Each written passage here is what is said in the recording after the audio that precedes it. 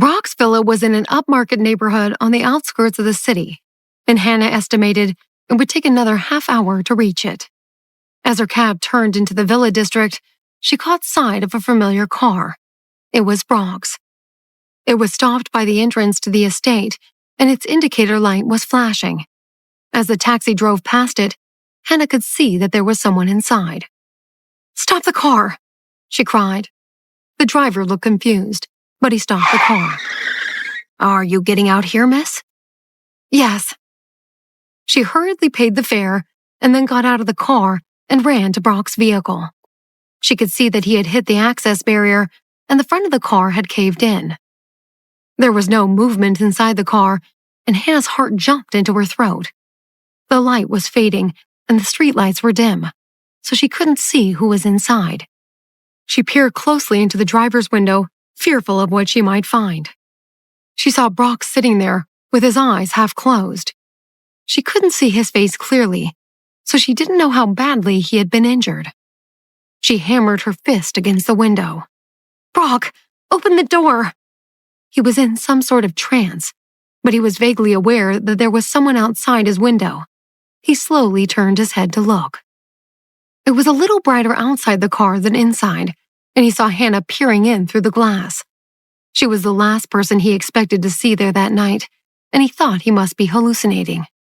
He tried to shake the image of her out of his head, but she knocked again. And when he looked again, she was still there. Hannah was relieved to see that he was alive, but her heart was still beating like crazy against her ribs.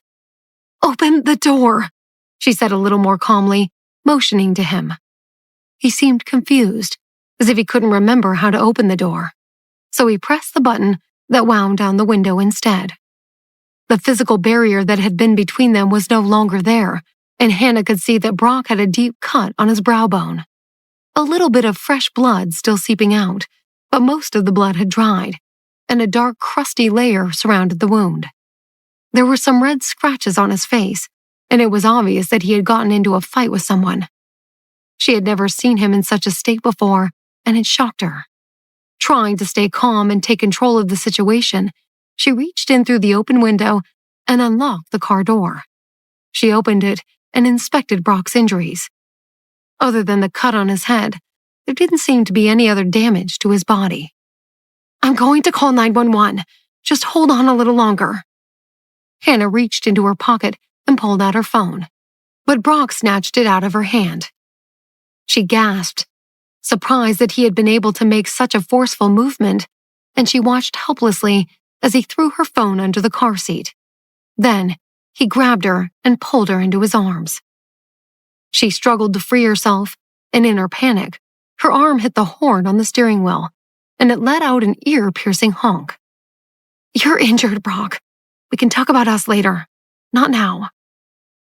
His breathing was erratic and heavy in her ear. He was obviously agitated.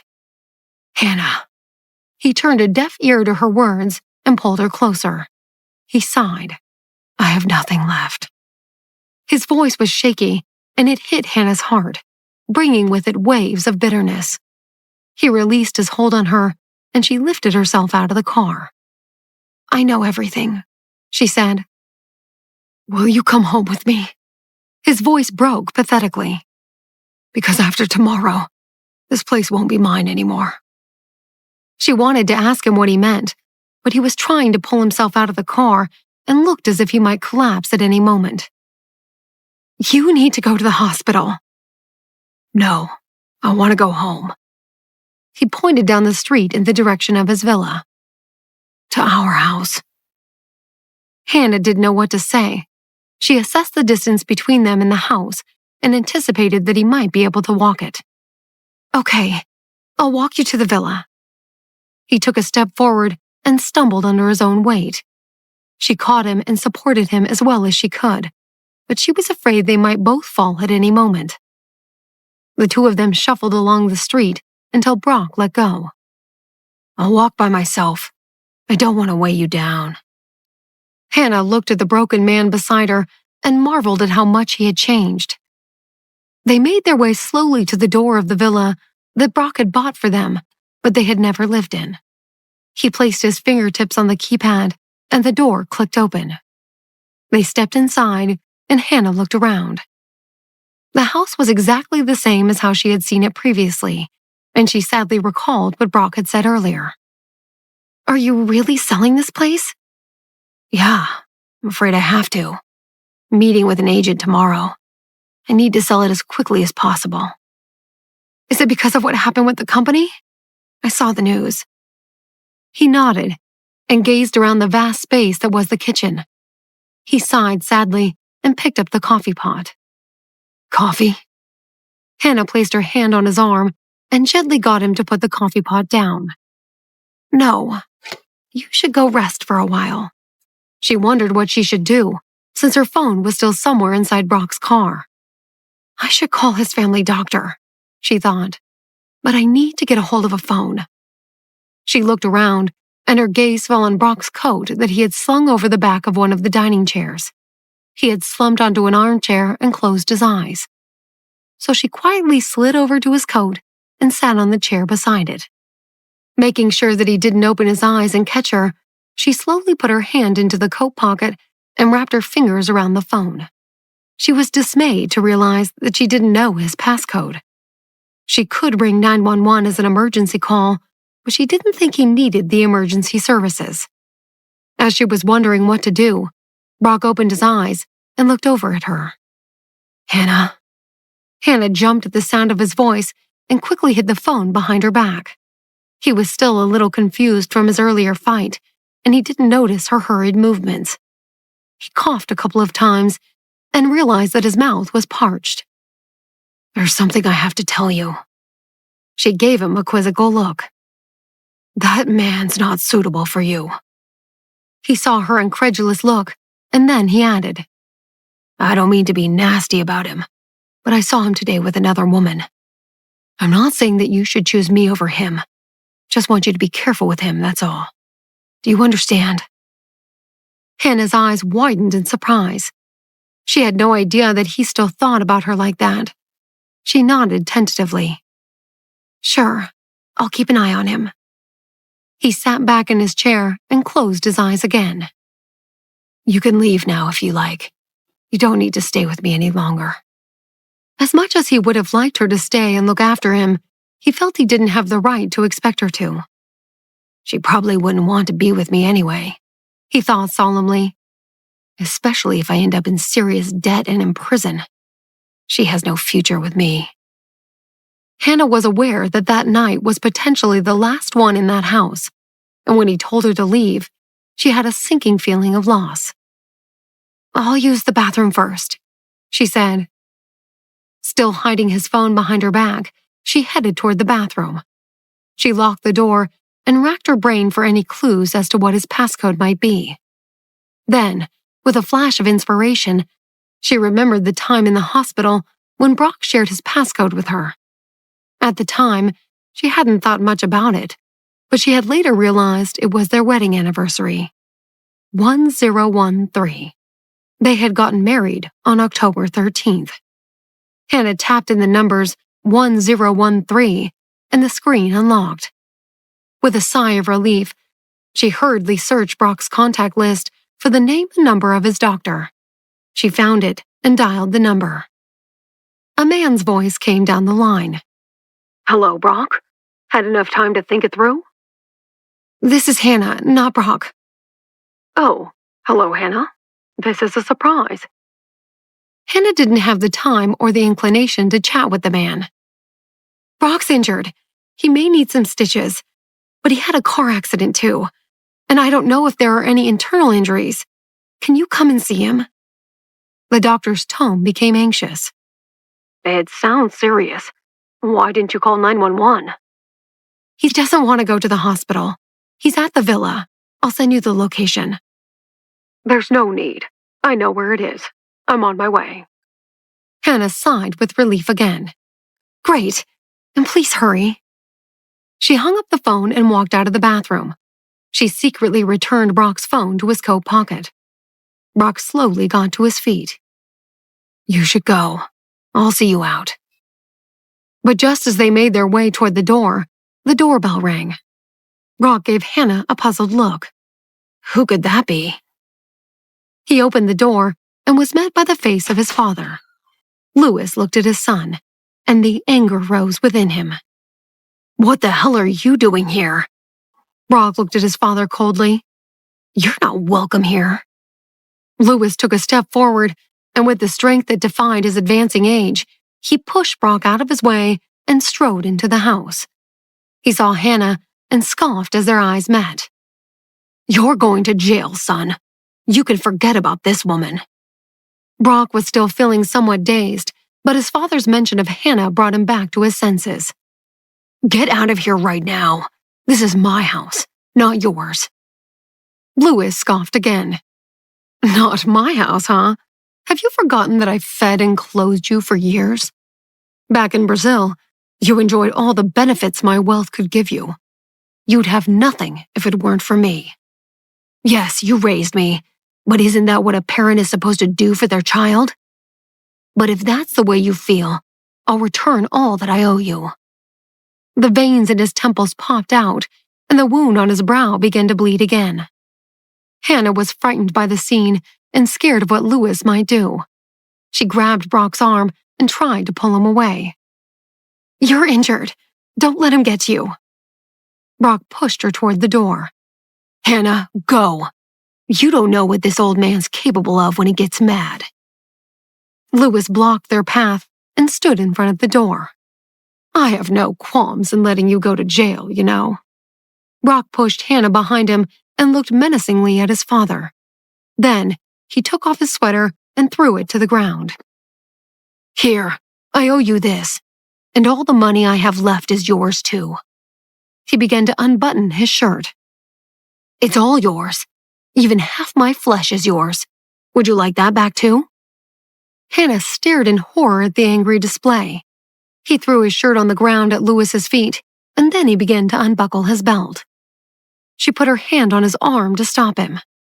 Don't do this. It's not worth it. But Brock was incensed, and his eyes bulged red with fury. No, I want him to have it all back.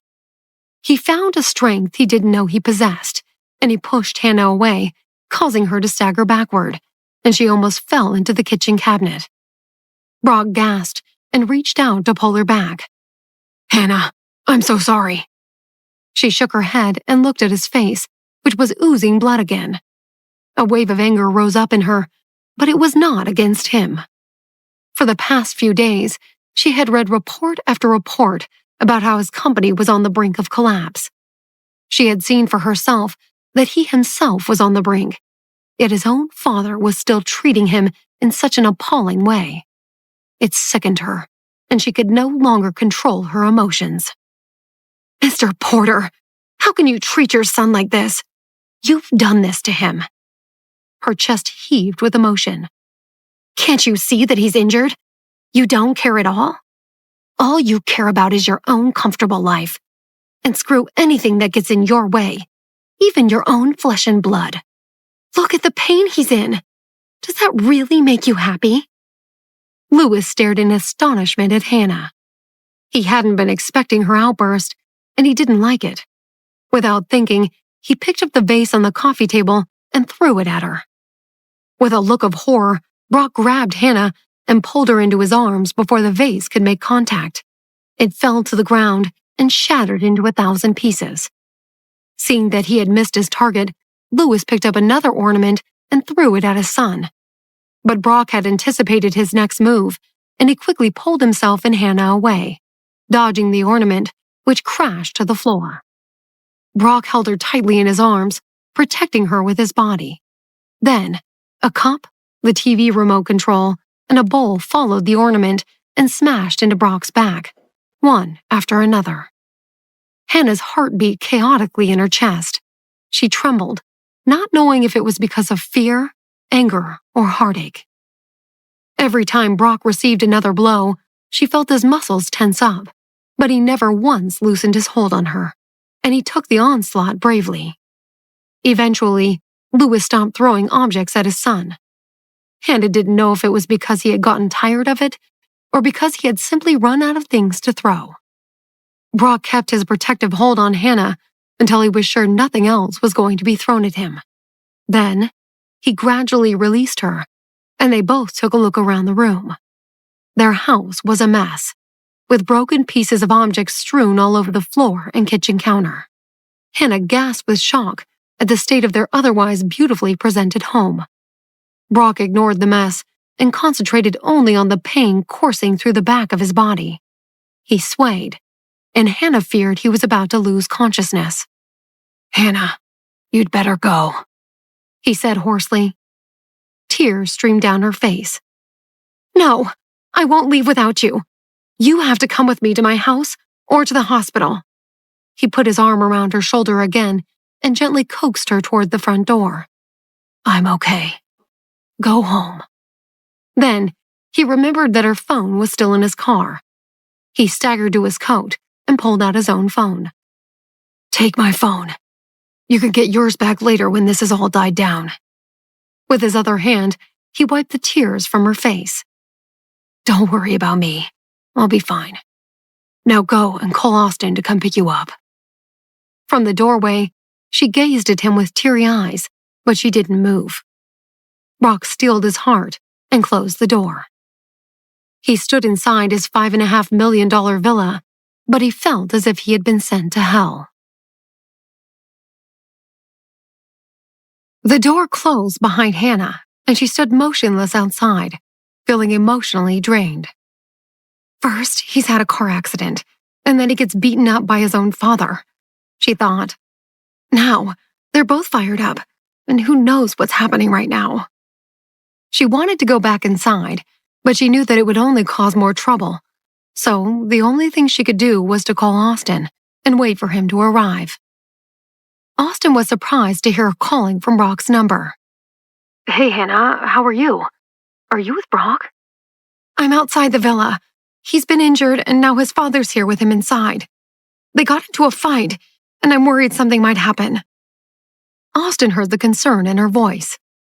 "Okay, I'm on my way over there." "Thanks. I called his family doctor. He'll probably be here soon." She hung up the phone and leaned her back against the door. She could still hear the two men fighting inside. Hannah's parents had always been loving and caring, and she couldn't imagine how a father could treat his own child in the way Lewis was treating Brock. Brock always had a carefree attitude, and for the first time, she realized that he had actually grown up in a violent environment. While she waited for Austin and the doctor, she opened Brock's phone and looked at the latest news. As she was reading yet another piece about the collapse of his company, a text message came in. She didn't want to pry, but the message was clearly displayed on the screen, and she couldn't help but read it. "Mr. Porter, as your lawyer, I have to remind you again that if you continue to insist on going against Obsidian Industries, all of your assets will be sold in order to pay off your debts. You might be looking at 2 to 3 years in jail." Hannah's chest tightened. She turned and peered inside the villa through the frosted window beside the door. Everything had gone quiet, and her body filled with dread.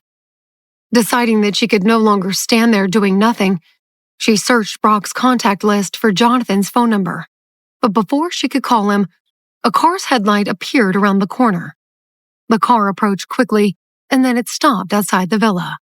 The driver got out of the car and took a medical kit from the trunk. Hannah saw that it was Dr. Wilson, and she ran up to him. "Come quickly. He's inside. He's quite badly hurt." The doctor nodded and knocked loudly on the front door. He wondered what Hannah was doing there, but it wasn't the time to ask such questions. He thumped on the door again, but no one paid any attention. He looked questioningly at Hannah, and thinking quickly, she tapped the date of her and Brock's wedding into the security keypad at the door. Once again, it was the correct code, and the door opened with a click.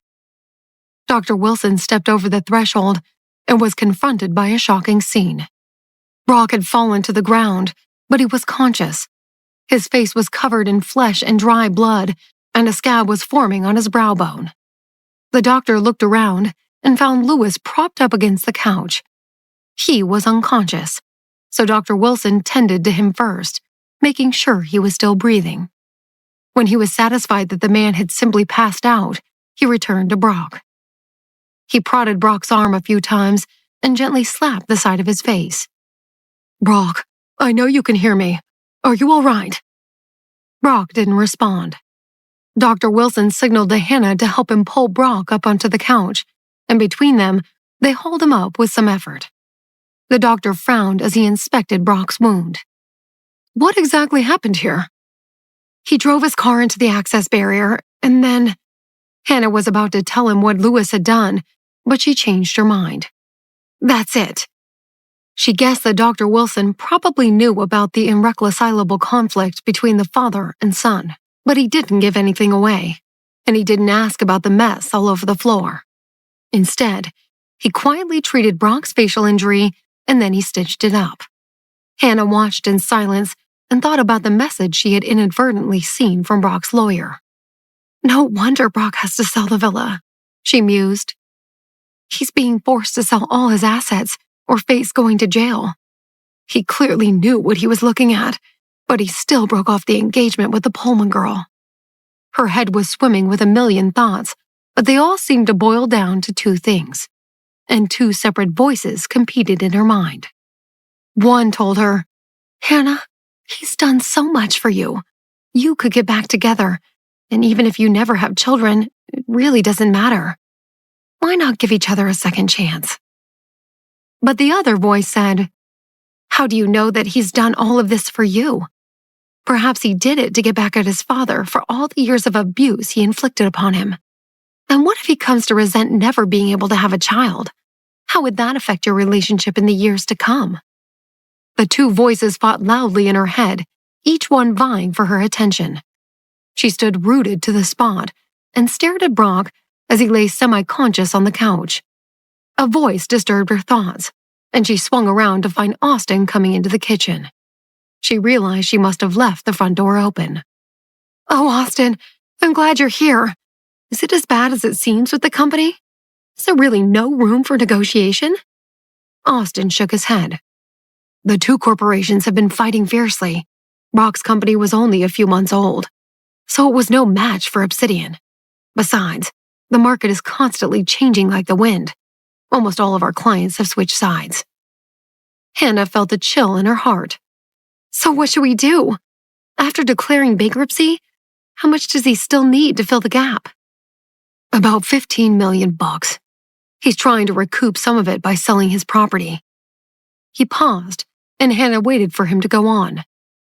"You know, this house should be worth more than $5.5 million, but he's in a hurry to sell it, which means he'll probably end up getting only $4 million for it.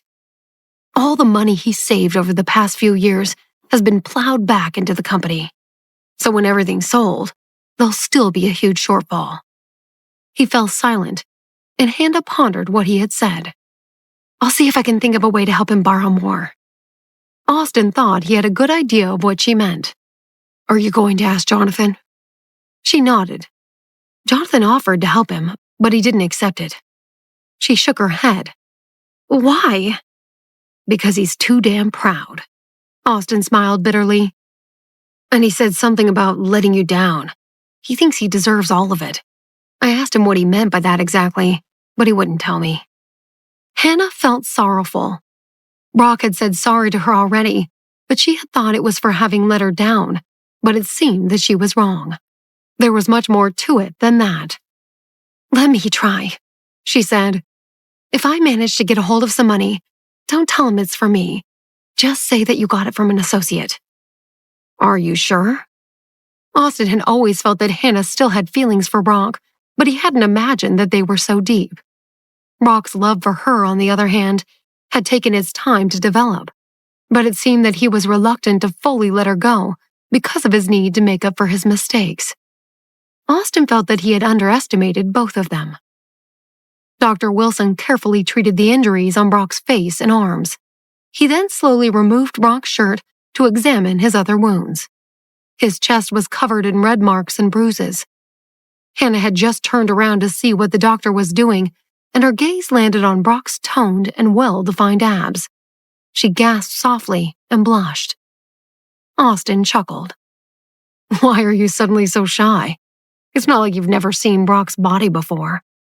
You've probably seen more than that. Hannah's ears went red, and she turned to look away. The doctor smiled.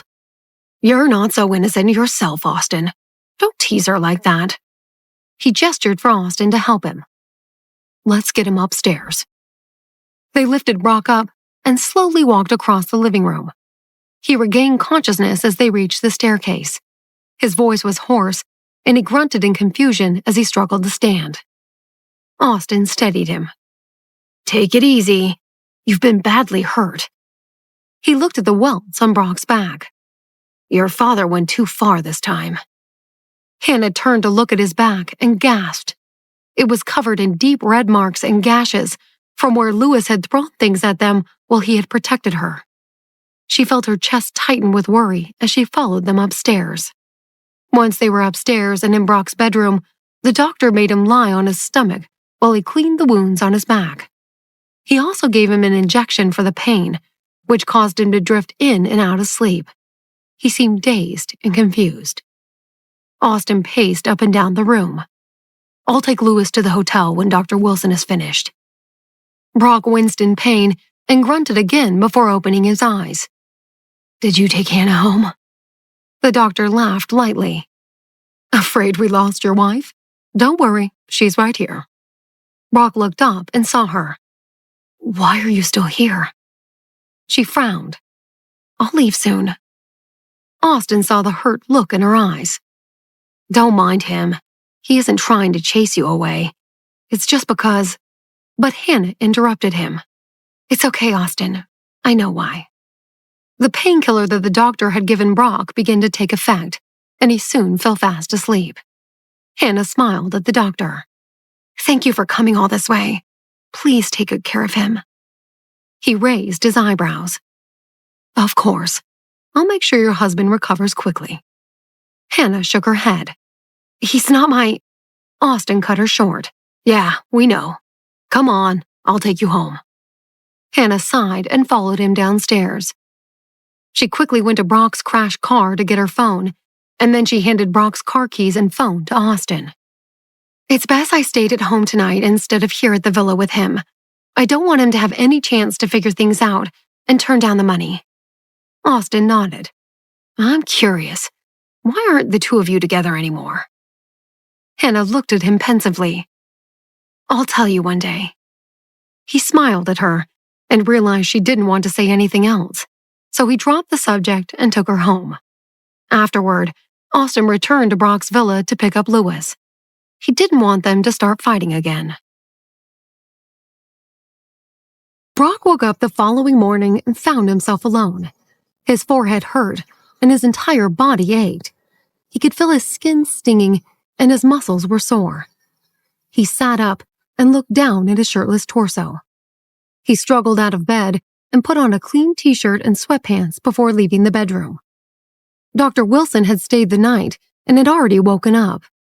He watched Brock slowly make his way downstairs. You're up. That's a good sign. Let me check your wounds and give you some more medicine. The doctor examined him, changed the dressing on his wounds, and gave him another injection. Brock smiled faintly. Thank you. He looked around the living room. Where are they? Your wife stayed until I came and treated your wounds. Austin took her home, and then returned to take Lewis to the hotel. He only came back very late and is still asleep. The atmosphere in the room was stifling. Brock nodded silently. The doctor sighed. You and your father need to sit down and talk. Austin told me that if you don't reconcile with him, you'll have to go to jail. Hannah will. Brock's eyes darkened, and he interrupted him. It's too late to talk. My father did and said enough last night. I don't care anymore. If my father sends me to jail, I'll go.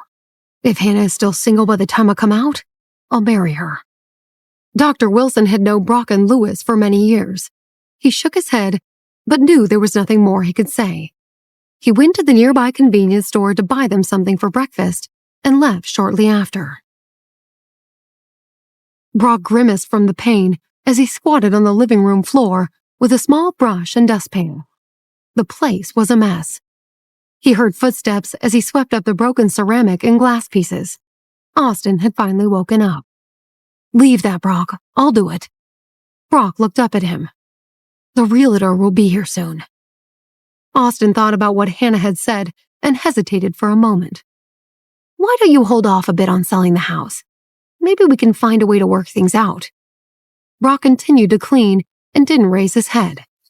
"I'm selling it." Austin nodded. Surely there's another way out of this. He took a deep breath. Something had been puzzling him, and he had meant to ask Brock. "Have you ever wondered how your father found out about Gateway Industries so quickly?" If their company hadn't been discovered, Brock would have been able to break off his engagement to Lindsay. His father would have never known that it was his company, and he wouldn't have become a target.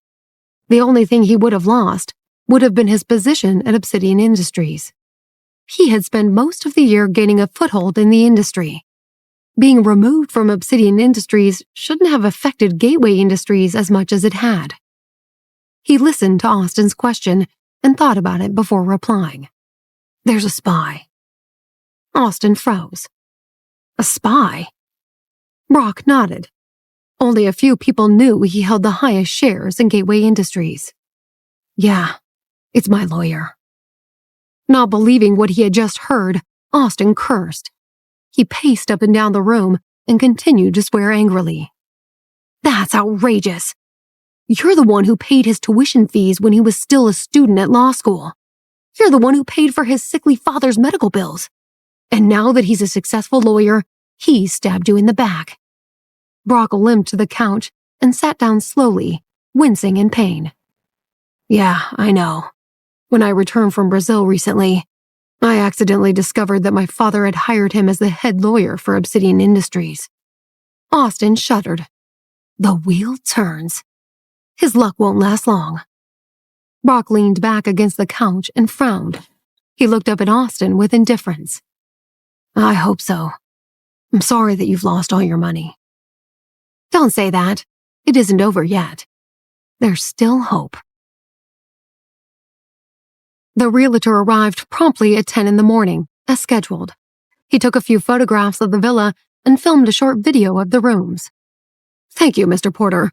We'll try to sell the house within a week. It's a great property." Brock signed the property agent's contract and handed him a spare set of keys. "I'm swamped at the moment.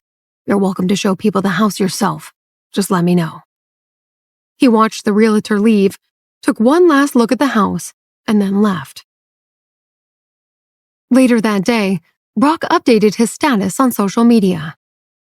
"I've officially surrendered my right as heir to Obsidian Industries and the Porter family.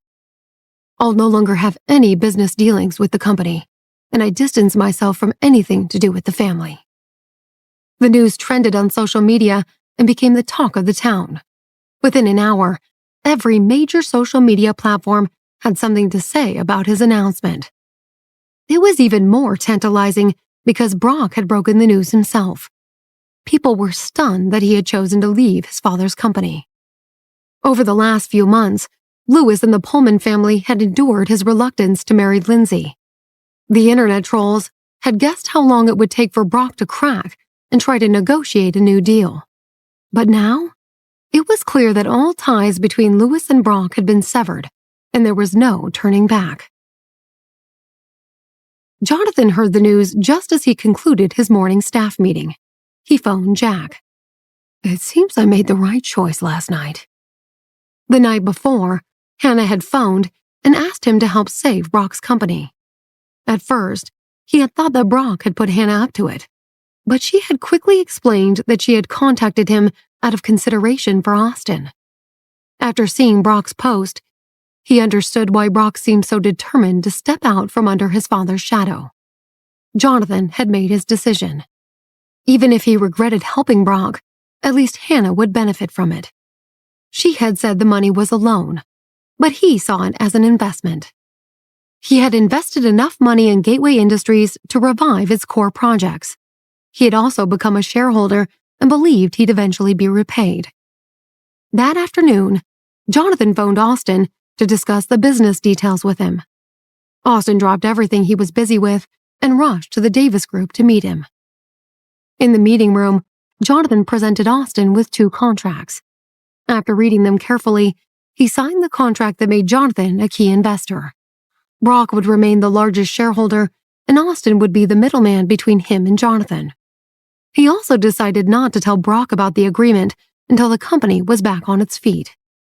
Austin needed to transfer money to areas of the business that needed the cash flow. After signing the contract, he turned to Jonathan. "Mr. Davis, there's one more thing, but I'm unsure if I should tell you." Jonathan nodded. "It's okay. You can go ahead. I'm listening." Austin took a deep breath before he began to explain. Brock bought a house a while back. It was supposed to be his and Hannah's new home after they got married. He was still renovating it, and they never moved in. Brock stayed in his apartment when they separated, and the house stood empty. He's put the house on the market to sell to bring in some cash. Jonathan smiled faintly. "Are you saying I should buy it?" Austin shrugged. "I don't want to ask you outright, but it's the house he bought for his wife to raise a family in. He spent a lot of money and effort planning and designing the renovations. He even hired an interior decorator to help him style it." Austin realized that he was pushing his luck with Jonathan. After all, he had just asked the man to rescue Gateway Industries. Buying a house as well was a bit much. Jonathan remained quiet for a few seconds. "Okay, I'll buy it, but only because I owe Hannah. I'll send a representative around to sign a deal with the realtor. Brock can also repurchase it from me one day." Austin sighed with relief. "Thank you, Mr. Davis." He left the Davis Group feeling less anxious. He thought of the look he had seen in Brock's eyes when he had left earlier that morning. He could see that Brock had been dealing with a mirage of emotions. He looked happy to be free from his father's oppression, but in despair because he had lost everything else. That evening, Austin told Brock about the investment. He showed him the company's accounts, and Brock stared at him in disbelief. Then, as if he had realized something, he looked Austin in the eyes. "Be honest with me. Who gave you the money?" Austin smiled. "It was Clive Roberts. I'm sure you've heard of him. He's always on the lookout for potential investment opportunities. I sent him our business plan about 2 weeks ago. I didn't want to say anything until he agreed to invest." Brock narrowed his eyes. He was skeptical about Austin's explanation. It didn't make sense for someone to invest in a company that was on the verge of bankruptcy and was being boycotted by 2 large corporations. Even though Clive Roberts had a reputation for being involved in business rescue, it didn't sound plausible. He rechecked the account statement and decided to keep his doubts to himself. "Okay, we'd better get a plan in place. For now, we'll plug the gaps and stabilize our relationship with the suppliers. Get on the phone and find out who will still work with us." Brock and Austin kept busy over the following couple of days. Jonathan's investment had saved Brock from going to prison, and it had also allowed him to start 2 core projects. Lewis watched the stocks and saw that Gateway Industries' market share had improved. He believed that Brock's announcement on social media had been meant as a slap in the face. He was furious that his son, who was supposed to have nothing, had suddenly found a new foothold in the industry and had brought his failing company back to life. The Pullman family had canceled their business dealings with Obsidian Industries, and now it seemed his son was about to become his biggest competitor. Lewis was still in the United States and had been holding urgent meetings with his top executives. Morale in the company was low because of the situation with Brock. During one meeting, the marketing director handed Lewis a report. "Here is the market report for the past month." Lewis flipped through the report and frowned angrily. "What's going on here?" The marketing director glared at the sales director, who quickly tried to explain. "Mr. Porter, we recently had a few problems with the Sumoco Corporation. They're not responding to any of our communication." Lewis stared at the report in his hands, and then stared at the sales director. "Tell me more." The sales director took a deep breath. "The Sumoco Corporation stopped cooperating with us 2 days ago. They've taken their business to our rival. We tried to communicate with them and resolve the situation, but they weren't interested. He licked his lips nervously before continuing. We've also just discovered that the Sumoco Corporation's overseas ventures have stopped working with us. Lewis's knuckles turned white as he gripped the report in his hands. Suddenly, everything became clear to him. Jonathan headed the Sumoco Corporation, and they had been working closely with Obsidian Industries for some time already. Obsidian didn't have much to do with the Davis Group, so if Brock had asked Jonathan for help, the Sumoco Corporation was the obvious choice. He scowled angrily. It made sense that Brock's company had made a miraculous recovery. Brock had signed a deal with the Davis Group. Lewis knew better than to take Jonathan on.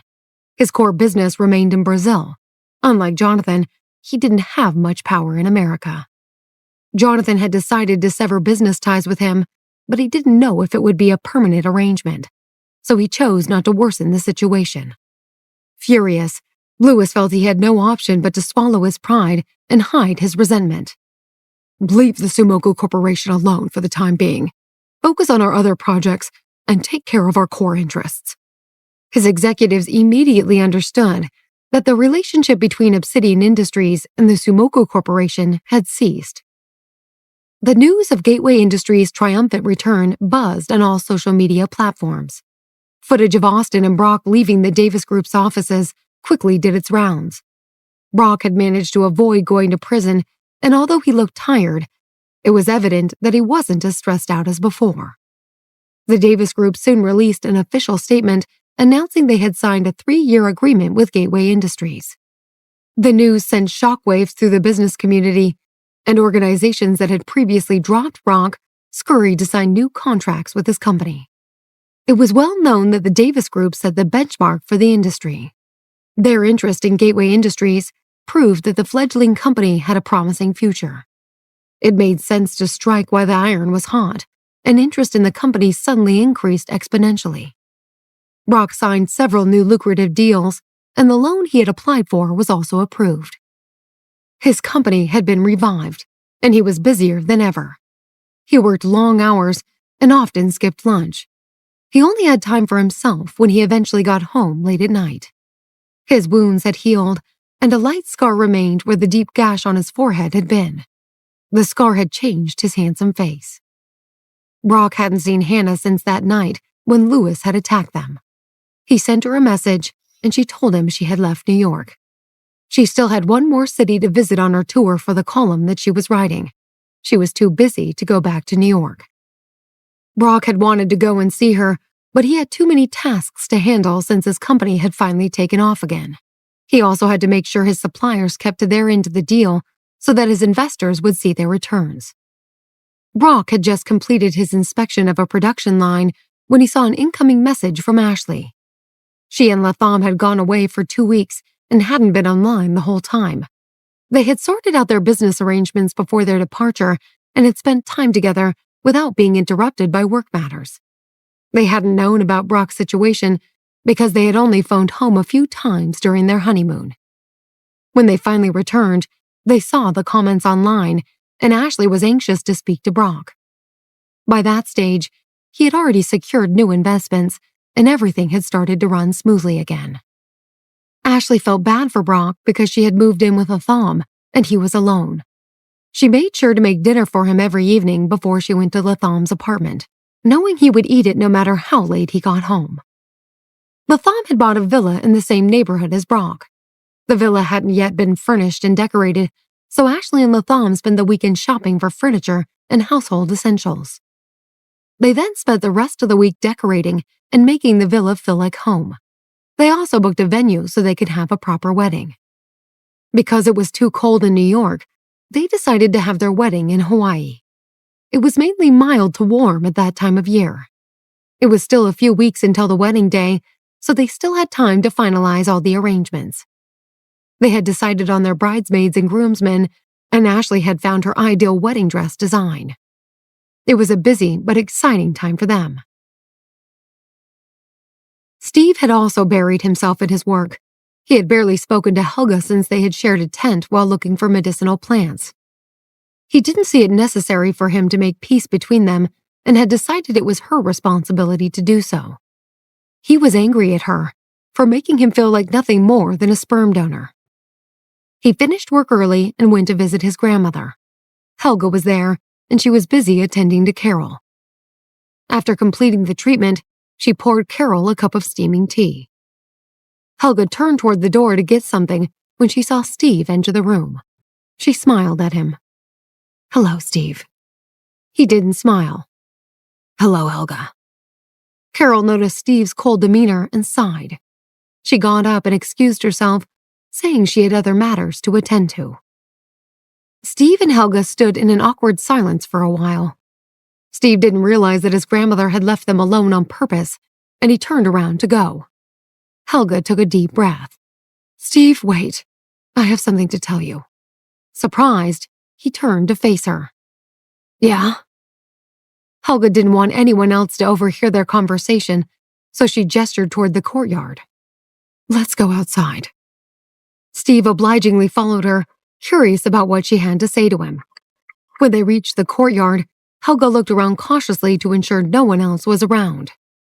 "I'm so sorry to have upset you with my request. You don't have to worry about it anymore." Steve narrowed his eyes. "What do you mean?" Helga smiled. "I found someone else." Helga's eyes sparkled as she spoke to Steve. She looked happy and excited, which made him feel uncomfortable. He tried his best not to show his feelings. "You've found someone else?" Helga nodded. "I have. It's not your worry anymore. I won't bother you about it any longer." He glared at her for a few seconds. He couldn't believe that he suddenly felt jealous and angry about it. He didn't understand how she could have asked him to marry her and have his baby. Then, after he had rejected her, she seemingly found someone else, and without much effort. He wondered how she could be confident she had found the right person. He felt angry that he had been so easily replaced. Helga smiled happily, and her face lit up, making him even angrier. He grabbed her by the wrist and pulled her close to him. "What do you mean?" Confused, she tried to pull herself free. She couldn't understand why he had suddenly become so mad at her. His hand around her wrist pinched her skin. "Steve, let go of me. If you have something to say, be decent about it."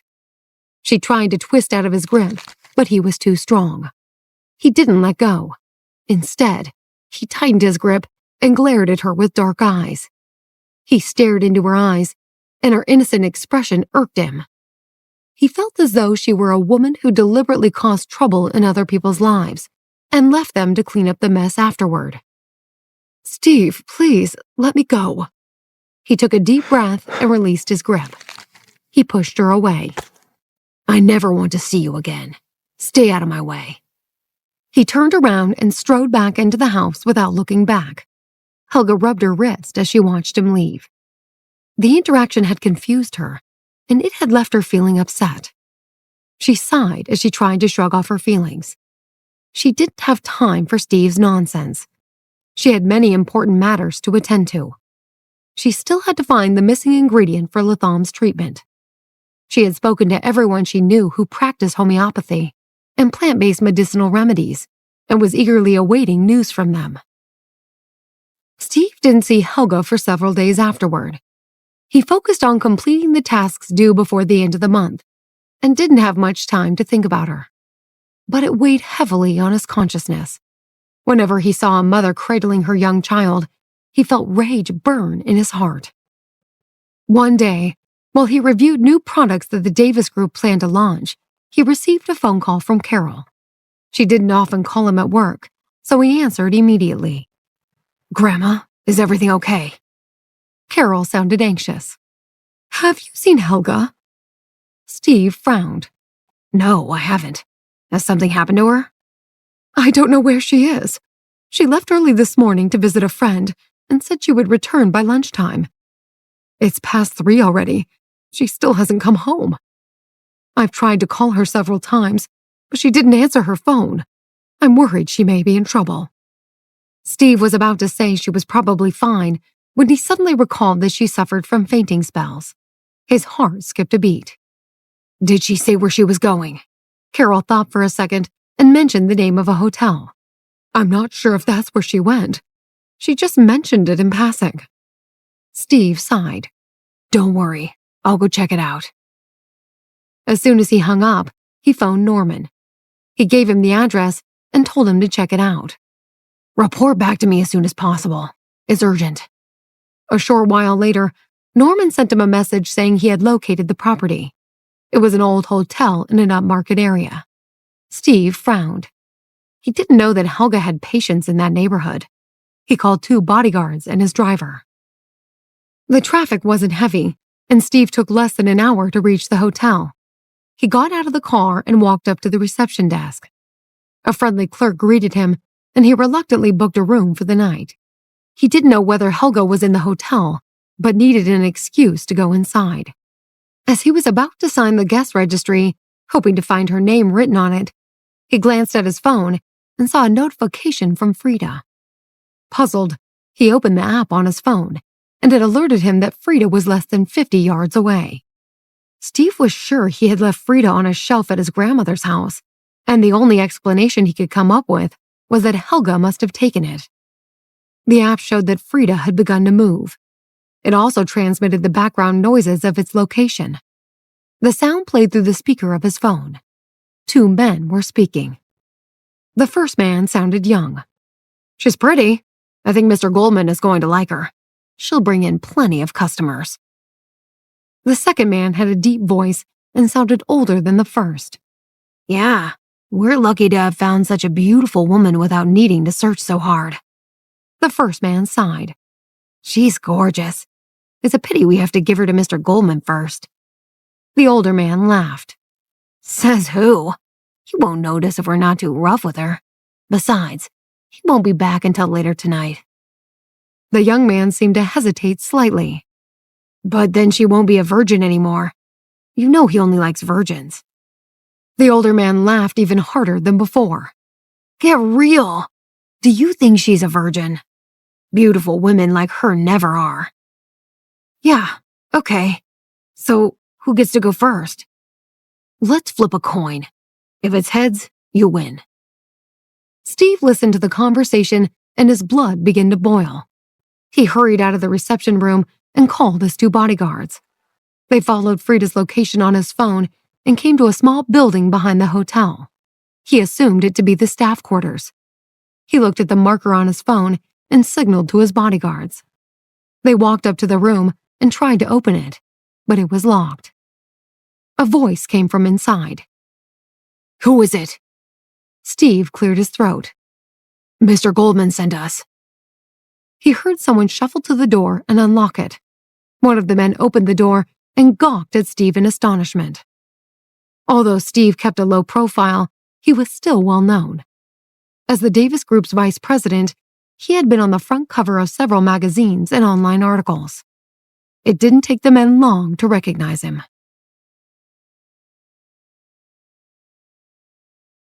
The older man gasped. He knew precisely who Steve was and had heard many stories about the Davis family. Jonathan's reputation preceded him, and everyone knew not to mess with anyone who had anything to do with him or his family. The men stared at Steve and began to panic. The older man tried to talk his way out of it. Mr. Davis, we don't know anything about what's going on here. We were following orders. They looked at each other, trying to find a way to escape. Steve signaled to his bodyguards, who dragged the 2 men away. He rushed into the room to look for Helga. The curtains had been drawn, and the room was dark. Helga lay on an unmade bed. Her eyes were closed, and she appeared to be asleep. Although her hair was messy, she was still fully clothed and seemed unharmed. Steve glanced around the room and saw Frida in the corner. An indicator light shone, but it didn't make any movements. He walked closer to the robot. Hi, Frida. The robot came to life. Yes, Master. Why didn't you say anything about Helga? The robot took a second to respond. I don't know what happened. I was only switched on a few minutes ago. Steve immediately understood what had happened.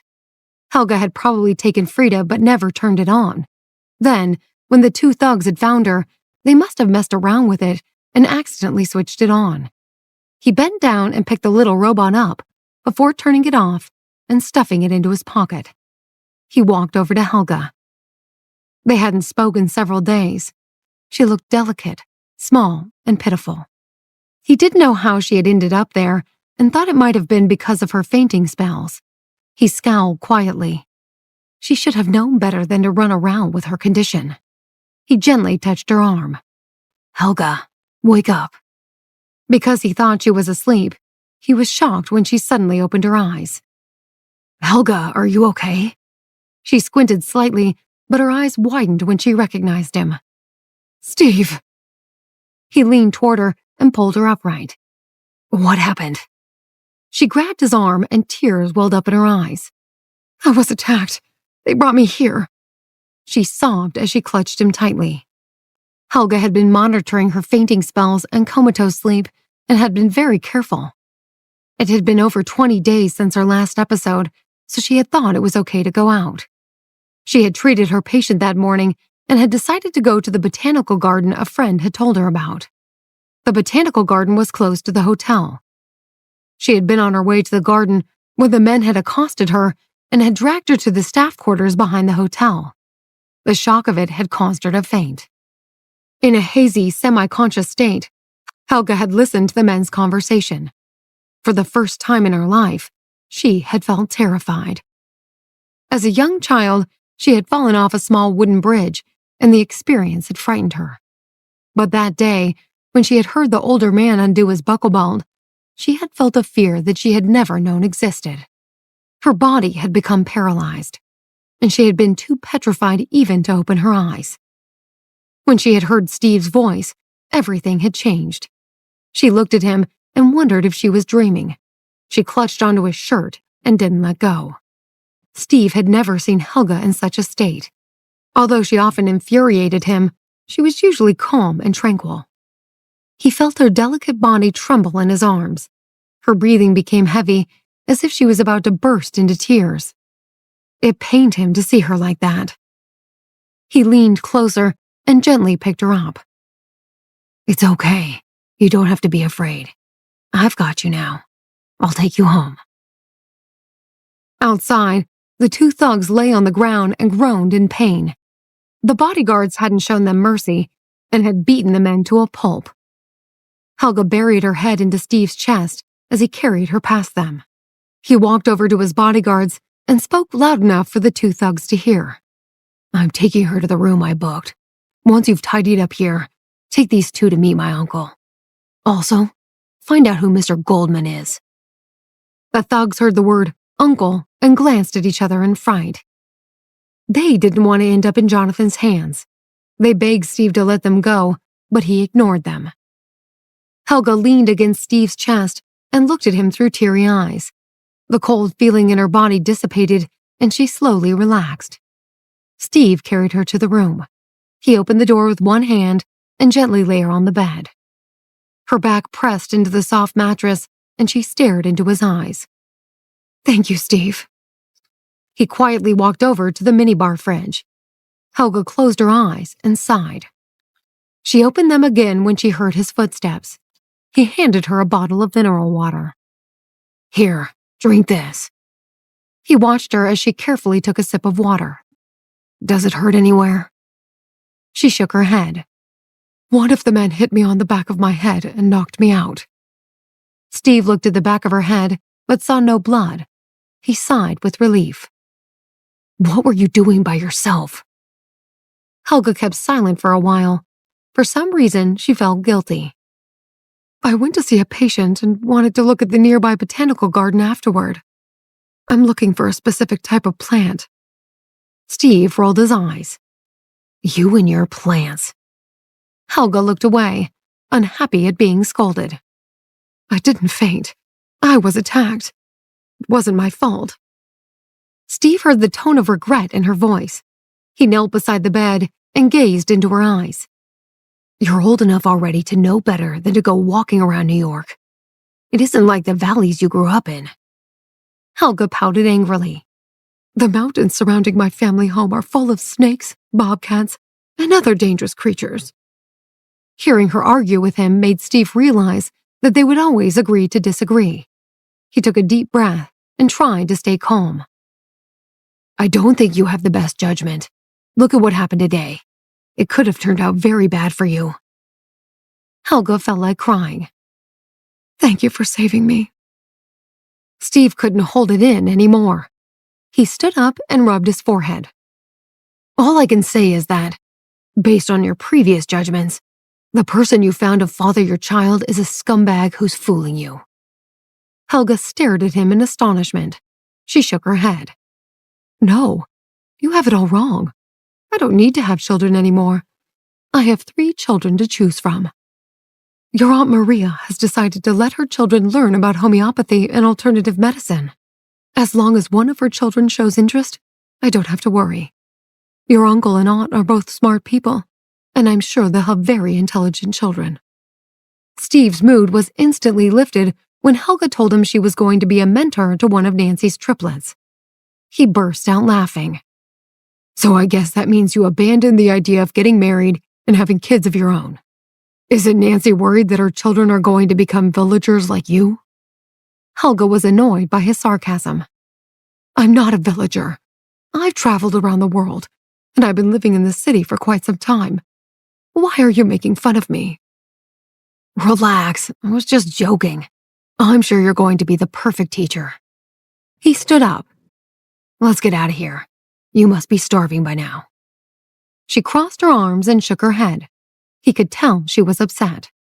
Come on, I know you're hungry. Let's go home. Can you walk? She tried to move, but her body was still aching. Before she knew what was happening, Steve walked over to her and lifted her off the bed. But she instinctively wrapped her arms around his neck. He stopped for a moment, shifted his weight, and then he carried her out of the hotel room. The hotel staff looked at them sympathetically as they crossed the lobby. The manager rushed over to Steve, smiling apologetically. Sir, on behalf of the hotel, we're incredibly sorry about the incident earlier. We have no idea how those thugs got into the hotel. Rest assured that it'll never happen again. Steve just glared at him without saying anything. He carried Helga to the parking lot and carefully put her in the passenger seat of his car. As he bent over to fasten her seatbelt, his jacket lapel brushed against her face. She could smell the pleasant, faint scent of his cologne. Her heart skipped a beat. She wondered whether he felt the same way she did, but if he did, she couldn't tell from his expression. Steve went around the car and got into the driver's seat. He noticed that she was staring at him intently. What are you looking at? You? He laughed. That's all? Don't I get an explanation? I'm going to have to charge you money if you keep looking at me like that. Helga played along. Really? How much?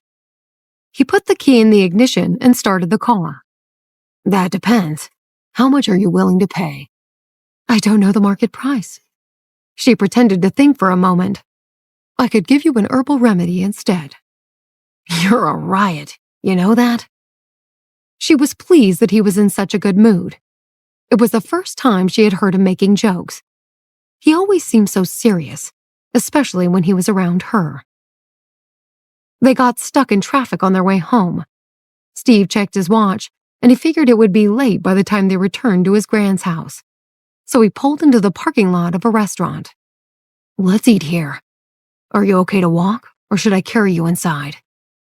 I think I can walk. He got out of the car, went over to the passenger side, and helped her out. She was still weak, so he put her arm around her waist to keep her steady. She smiled happily when she felt his touch. They walked into the restaurant and found a table. Steve handed Helga the menu. Have whatever you'd like, as my treat. The waitress went over to their table, and they ordered their dishes. Steve stared at Helga under the bright lights, trying to think of something to say. He finally decided to bring up their earlier conversation. You never answered my question. Have you given up on having kids yourself? She shrugged. I don't know. I haven't thought about it recently. You should. It's an important decision. She took a deep breath. To be honest, I'm not sure I'll be around long enough to have kids. I'm not okay health-wise. You mean your sleep disorder? I thought you said you've had it since you were a child. I did say that, but I also told you it's been getting worse. It used to occur infrequently, but it's happening more often this past year. I've been having episodes almost every 2 weeks. What if it becomes a daily thing? What if I fall into such a deep sleep that I never wake up again? Steve furrowed his eyebrows.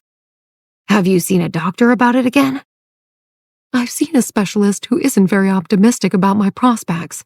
He told me it's going to get even worse over time. He didn't know what to say. He remembered that night in the tent when he had tried to wake her up, but he hadn't been able to. He had also recalled how she had remained unconscious when he had washed her hair and cleaned her up in the cave. He had been scared out of his wits. I can take you to see a private doctor tomorrow, so you can get a second opinion. Maybe you need a complete checkup. She shook her head decisively. There's no point. I've been to so many specialists and alternative doctors already, and they've all said the same thing. Listen, you have nothing to lose. Let me make a quick call. He wasn't convinced by her explanation, but she didn't mind.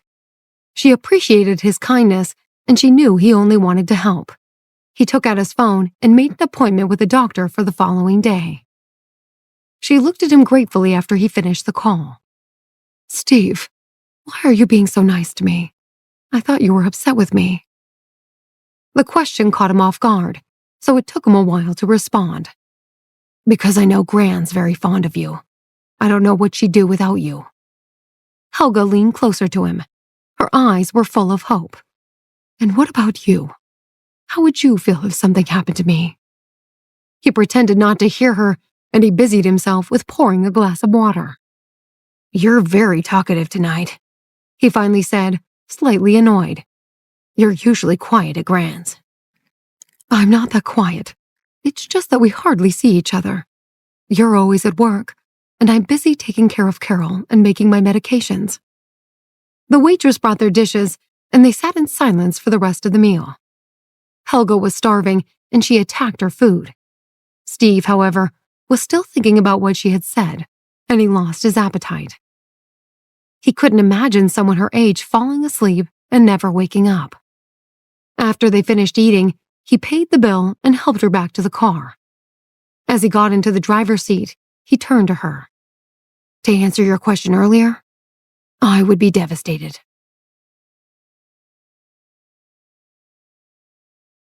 Helga's heart melted when she heard Steve's declaration.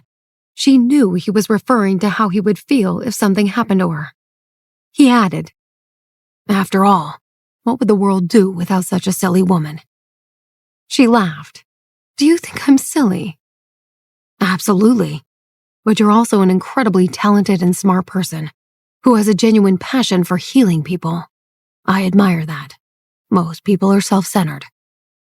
Their conversation reminded Helga of a TV series she was watching with Carol. The show was about the lives and office romances of various women and men at a big company.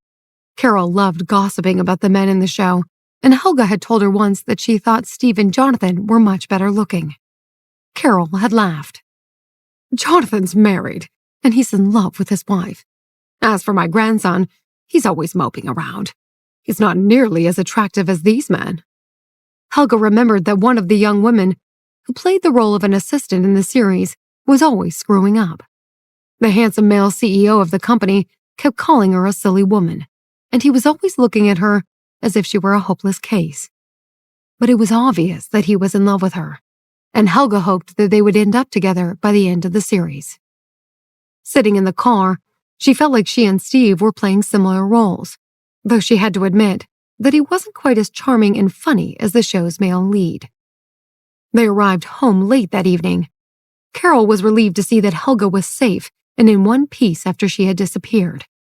She had grown incredibly fond of her over the past few months. Helga was down to earth and honest, and she had played a significant role in her recovery. Carol knew that Helga had lost her parents, so she had been doing her best to make her feel part of the family. She gave her a big hug. You should be more careful, dear. Perhaps we should get you some bodyguards. It's not safe for a young woman like you to be going out on your own. She gave Steve a meaningful look. And you should take better care of her. He nodded. I know, Gran. He turned to Helga. Get some rest. You must be exhausted. Don't forget about your doctor's appointment tomorrow. Carol was surprised. Why is she going to the doctor? Steve waved his hand as if it wasn't anything important. She's just going for a checkup. There's no need to worry. Carol didn't want to pry, so she just nodded. But she knew something was up as she watched Helga go to her room. The following morning, Steve received a call from the hospital confirming Helga's appointment, so he drove her there after breakfast. The doctor did a thorough physical examination of Helga using various instruments and machines. He also sent her to a psychiatrist who concluded that her condition wasn't due to psychological problems. It was late afternoon by the time she was finished. The doctor told her he would assess the results and get back to her in the coming days. For the rest of the week, Steve buried himself in his work, but he spent as much time as he could with Helga in the evenings. She spent her days watching TV with Carol, reading her medical textbooks, and waiting for Steve to arrive. One evening, he returned to the house after work to find her knitting on the couch. Is that a scarf? She nodded. I'm making it for Carol. He smiled. She already has so many. She's amassed enough to last several lifetimes. Helga shrugged. There's a difference between buying one and having someone make one for you. I'm knitting it because she's been so kind to me. She hesitated for a moment. Come to think of it, you've been quite good to me too. Would you like me to knit one for you?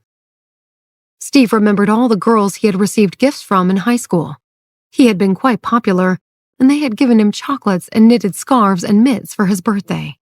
He had always hated knitted items, considering them ugly and outdated, and he had never understood why boys in his class had worn them. However, when he looked at Helga's expectant gaze, he knew he couldn't hurt her feelings. Why not?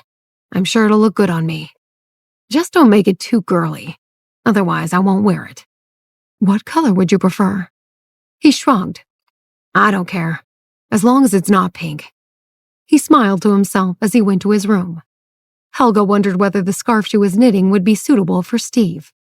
She had knitted several sweaters for herself over the years, so she knew it wouldn't take her long to make a scarf.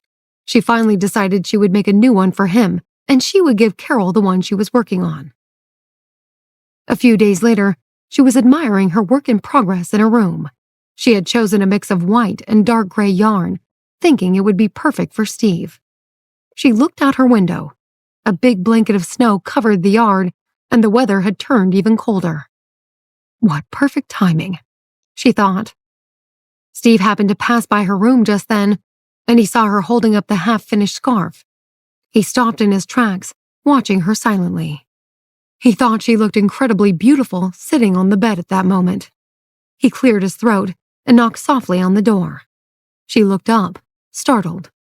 He pointed to the scarf. Is that mine? Yes, but it's not finished yet. Do you like it? He nodded slowly, looking deeply into her eyes. I love it. Everyone noticed Steve's exceptionally good mood when he went to the office that morning. They were used to his cold and aloof attitude, but he seemed different that day. He laughed during a senior executives meeting. He complimented the women in the hallway. When he went to check on the production line, he joked around with the employees in the factory. Some of the women huddled in corners and gossiped about him, wondering whether he had a new love in his life. They were all curious to find out who was responsible for his sudden change of attitude. Each had her theory, but they couldn't reach a definitive conclusion. Later that afternoon, Steve was in his office, looking out the window at the snow-covered street below and thinking about Helga. His gaze fell on the shopping mall across the street, which had a store that sold the Davis Group's mini robots. He occasionally went there to check on the merchandise, so he knew there was a jewelry shop next door. He grabbed his coat and walked over to the mall. The woman at the jewelry store smiled broadly when he entered. Hello, sir. Are you looking for something special? All our items are handcrafted and rare. He nodded absent-mindedly, looking at the displays of rings, necklaces, and bracelets behind the glass counters. His gaze fell on a stunning gold bracelet with jade beads and freshwater pearls. The saleswoman noticed him staring at it, so she took it out of the glass case and showed it to him. What a great choice. This unique and elegant piece was designed by a world-famous jeweler. It's 100% pure gold, and the beads are made of Haitian white jade. Steve took the delicate bracelet from her and examined it carefully. He wasn't particularly fond of jewelry, but he knew a lot about gems. He could tell the bracelet in his hand was the real deal. Thanks, I'll take it. Can you put it in a nice box? The woman was delighted. Of course, I won't be a moment. Steve left the mall a few minutes later and bumped into Jonathan at the office as he stepped out of the elevator on the top floor. His uncle pointed to the small bag in his hand. Were you out shopping? He recognized the brand name because he often bought jewelry for Nancy at the shop. When Steve didn't answer, he raised his eyebrows. Are you seeing someone? No. Why would you ask that? Jonathan laughed. Okay then. Let me put it another way. Are you interested in someone? Steve shrugged. It's just a small gift. No big deal. Jonathan saw that he was uncomfortable discussing it, so he didn't pry. I'm sure they'll love it. Let me know if you need my help setting you up with this woman you're not yet dating. He stepped into the elevator and waved goodbye to his nephew, who was speechless. Steve went back to his office, closed the door, and took the bracelet out of its box to admire it. He couldn't wait to see Helga's face when he gave it to her. Her wrists were just as slender and delicate as the piece he had chosen. His office phone rang just then. He picked it up and heard the familiar voice of Chuck, an old college friend whom he often spoke to. Hi, Chuck. How's it going? I'm okay, thanks. Working like a madman. Listen, do you remember Mr. Truman, our old college professor? He went to Europe on sabbatical, and he recently returned to New York. I spoke to him the other day, and he suggested we organize a reunion. He's turning 60 next week, so we can also celebrate his birthday. Steve was very fond of the professor. He had been one of his favorite teachers at college. Great idea, Chuck. Just let me know when and where. I'll be there. This coming Saturday at 5 o'clock, in the Langham Hotel. Perfect. I don't have any plans for the weekend yet. Chuck was thrilled. Awesome. By the way, spouses and partners are welcome. Are you seeing anyone? If so, you can bring her along. Steve hesitated for a moment before replying. Something's in the works. I'm glad to hear it. Professor Truman asked about you, you know. He said you've always been very recluse. I'm sure he'd be pleased to see you with someone. I'll think about it. After his conversation with Chuck, Steve put the bracelet back into its box and continued working. He returned home late that evening after a busy day at the office. Carol was already asleep, but the housekeeper was waiting for him in the living room. Helga was asking after you. She'd like to talk to you. About what? I'm not sure. She just told me to tell you that she wants to see you. He nodded and went into his room to change. He then grabbed the small gift box and an envelope and walked to her bedroom. Her door was slightly ajar, and he could see a faint light coming from inside. He knocked and went in. She proudly held up the scarf she had knitted. Look, I just finished. She wrapped it around his neck and stood back to admire her work of art. It looks great on you. Her eyes were shining. Steve had never seen her so happy. He stared at himself in the wall mirror, surprised by how dapper the scarf made him look. The color she had chosen perfectly matched his complexion. He didn't know what to say. It was the nicest gift anyone had ever given him. Helga's taste was impeccable, and he knew she had put all her love and effort into making it. Helga eagerly waited for Steve's reaction to the scarf. He looked at her reflection in the mirror. It's the most beautiful scarf I've ever had. Thank you. She clapped her hands excitedly. I'm so glad. The color suits you. She had been worried he might not like it. She had never knitted anything for a man before, and she knew that he usually wore more expensive designer brands. He touched the scarf's soft material and looked at himself in the mirror again. He had just changed into a light gray sweater, and he thought the scarf would be great with a black coat. I'm going to look so handsome in this. Women won't be able to keep their hands off me. Thanks, Helga. The verdict is out. Your knitting skills are amazing. He then handed her the envelope. I picked this up at the hospital today. They're the results of your physical examination. She opened it with trembling hands and removed the documents. Have you read them? He shook his head. No. I respect your privacy. I can come back later if you want. That's okay. You can stay. She scanned the documents and frowned. Seeing her expression, Steve became worried. What is it? What does it say? It's inconclusive. They don't know what the cause of my illness is. It's the same diagnosis I received from countless other doctors and specialists. Have they ever performed an examination on you during one of your episodes? She nodded. Believe me, they've checked everything, but they still have no clue. It's so frustrating. Steve was quiet. He couldn't believe there was no treatment for her sleep disorder when modern medicine had cured so many diseases. What's going to happen to her if this continues? He wondered, looking at her pale face. And what will I do? Just then, he remembered the bracelet he had bought her. He took the small box out of his pocket and handed it to her casually. I got you something in return for the scarf. It's no big deal, but I hope you like it. Helga was stunned. She opened the black velvet box and gasped when she saw the delicate bracelet inside. She knew nothing about jewelry, but she could tell it was valuable. The bracelet was made of pure gold and had white jade beads and pearls. It was the most delicate, exquisite thing she had ever seen. She looked up at Steve. It's beautiful, but it must have been very expensive. I can't accept this. The scarf costs next to nothing.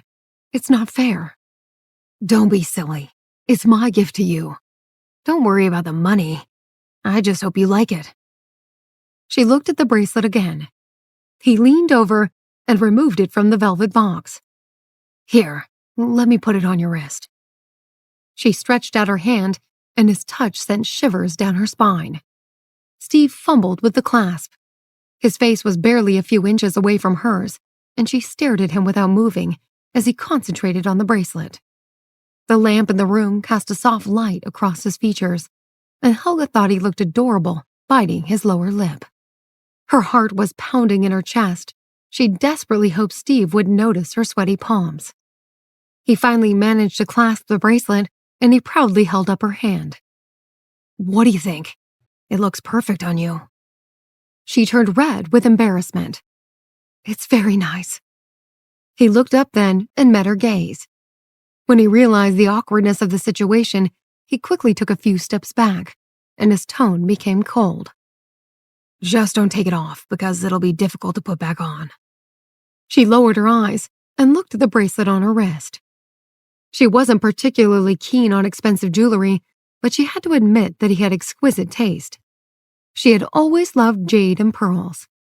The jade's smooth white texture shone in the soft light, and she knew he was right. The bracelet looked beautiful on her wrist. She smiled at Steve, and he smiled back.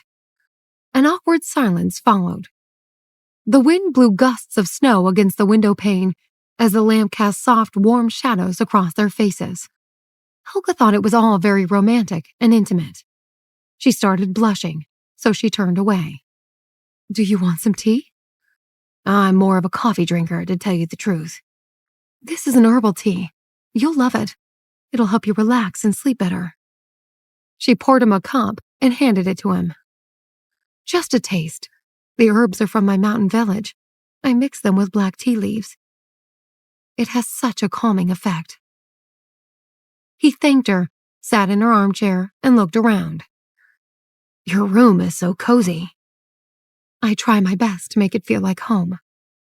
She poured herself a cup of tea and sat on the bed. It was hot in the room, so Steve took off his scarf and put it on the armrest. She looked at him intently. Do you like playing video games? He raised his eyebrows.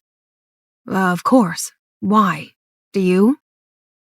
I've never played any, but I'm curious. Maybe you can teach me how to play. He laughed.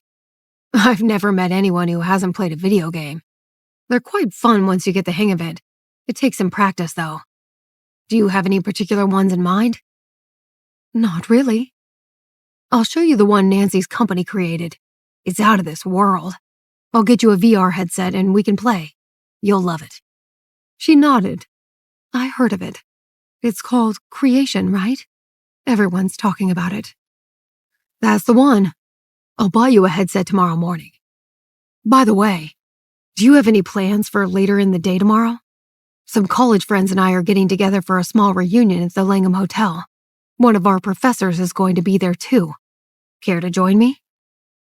Helga had never gone to college. She had learned everything from books and her mentor, and after studying herbology and pharmacology, she had received her certifications online.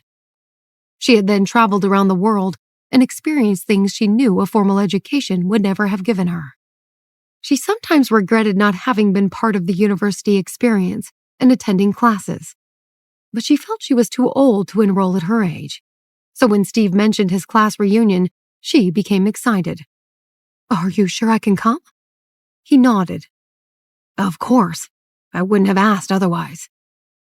Then I'd love to go with you. She was dying to get out of the house and do something different.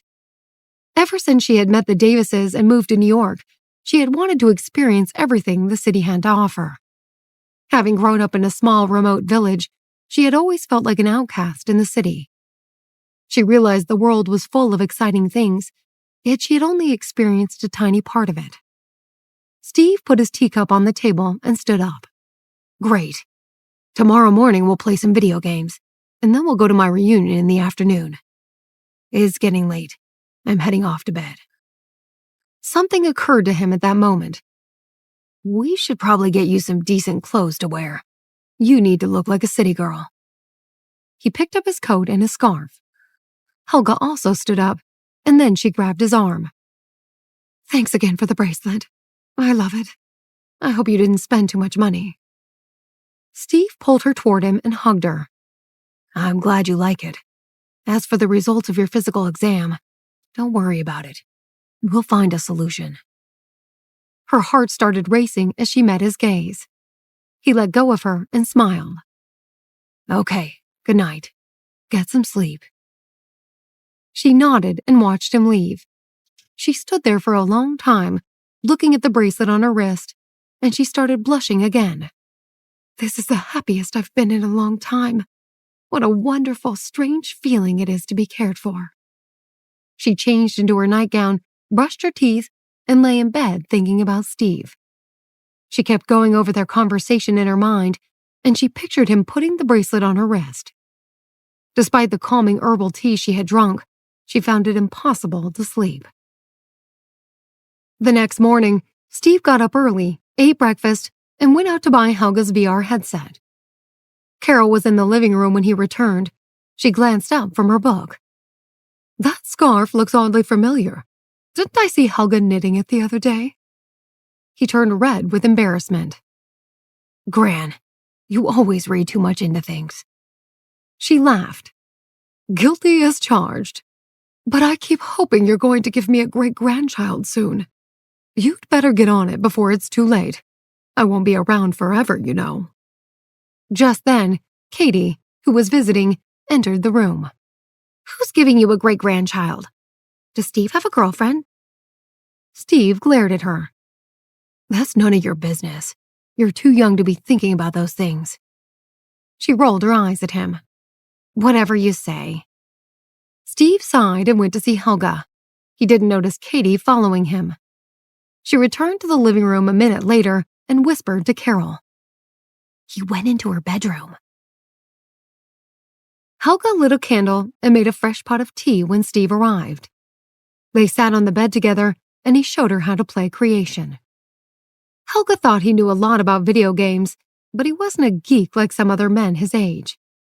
His eyes lit up as he explained the rules of the game on his tablet. You see, when you enter the game, we get a token that registers all our information. You can then choose your avatar and your profession. I think I'll be a healer. He burst out laughing. Come on, this is make-believe. You can be anything you want. Get creative. Choose a more exciting profession. She shrugged. I can't really think of anything else. I thought you liked wildlife and riding horses. You can be a cowgirl on a ranch or an equestrian. Or how about a wildlife ranger? You can also choose the location. I want something simple. He smiled. Okay, you can be my assistant then. Like an office assistant? I'm afraid I won't be very good at it. I can show you the ropes. It's not that hard. They spent the rest of the morning playing the video game. Helga found it intriguing. She had never imagined she would enjoy it so much. They had lunch with Carol and Katie later, and then Steve said it was time to get ready. Come on, Helga. I'll help you pick out some clothes. Gran has plenty of outfits she's never worn.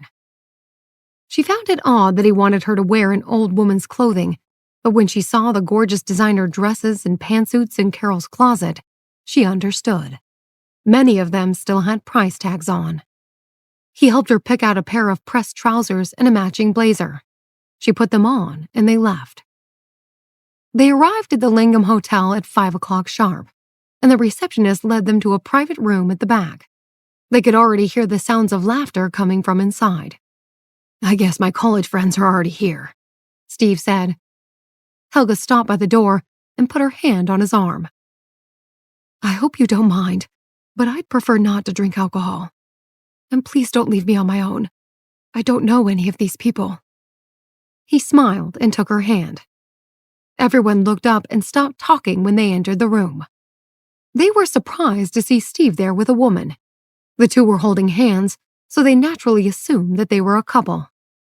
His classmates remembered how aloof he had been toward women in college. Apart from a rumored affair he had had with a female professor, they didn't think he had dated anyone. Chuck waved at Steve enthusiastically from across the room. Hey, Mr. Vice President, how good of you to come. The others also greeted him and Helga and offered them chairs. Steve introduced Helga to everyone without mentioning his relationship with her. But he didn't have to, because everyone bombarded him with questions about her. Are you two going out? How long have you been dating? What's a nice girl like her doing with someone like you? A young woman sitting next to Helga leaned over. I must admit, I'm a bit surprised to see Steve with someone. How did you two meet? Another woman sitting across the table smiled. Are you planning on getting married? Helga's head was spinning. She looked helplessly at Steve and shrugged. Steve squeezed Helga's hand tightly. Guys, what's with all the questions? He knew everyone well, but he hadn't seen many of them for several years, and he was surprised that they were asking such personal questions when they had only just met Helga. He had always been quite aloof, and had always guarded his personal information. Most of his old friends knew that, so their behavior annoyed him all the more. Isn't it obvious that we're not getting married anytime soon? He thought. She's not wearing an engagement ring, is she? Everyone sensed from Steve's face and the tone of his voice that they weren't going to get the answers they wanted, so someone moved the topic of conversation away from Steve and Helga. Instead, they talked about others in their year who had gotten married or who had had children. Then, they started discussing their old school crushes. Helga listened to the conversations and laughter, and a sense of envy rose inside her. She had never experienced such a tight friendship group, and it made her want to know more about the kind of person Steve had been. The girl beside her handed her a drink. When Steve was in school, he was so cold and aloof. Really? Helga asked. Oh, yes. There were quite a few girls in our class who liked him, but he just wasn't interested. When we graduated, he still hadn't had a girlfriend, so everyone thought he must be gay. The girl spoke in a low voice so that Steve wouldn't hear her. Helga looked at Steve doubtfully. He had never come across as gay to her. As the evening went on, more and more people arrived, including their old teacher, Professor Truman. He was delighted to see Steve, but he was even more delighted to see that he had brought a girlfriend. As Steve was chatting with the professor, one of his former classmates brought out an enormous cake with a single lit candle on top. Someone else turned out the lights, and everyone gathered around their old professor and sang happy birthday to him. A warm, fuzzy feeling flowed through Helga as she watched. No one had ever laid on a birthday party for her. When she was younger, it had just been her and her mentor, Sam. And they had never bothered to celebrate each other's birthdays. They had lived very frugal and simple lives. Hearing the party guests singing a birthday song together, she hoped that one day she could celebrate her birthday in the same way. She began to look forward to it and hoped it would make her as happy as it was making the professor.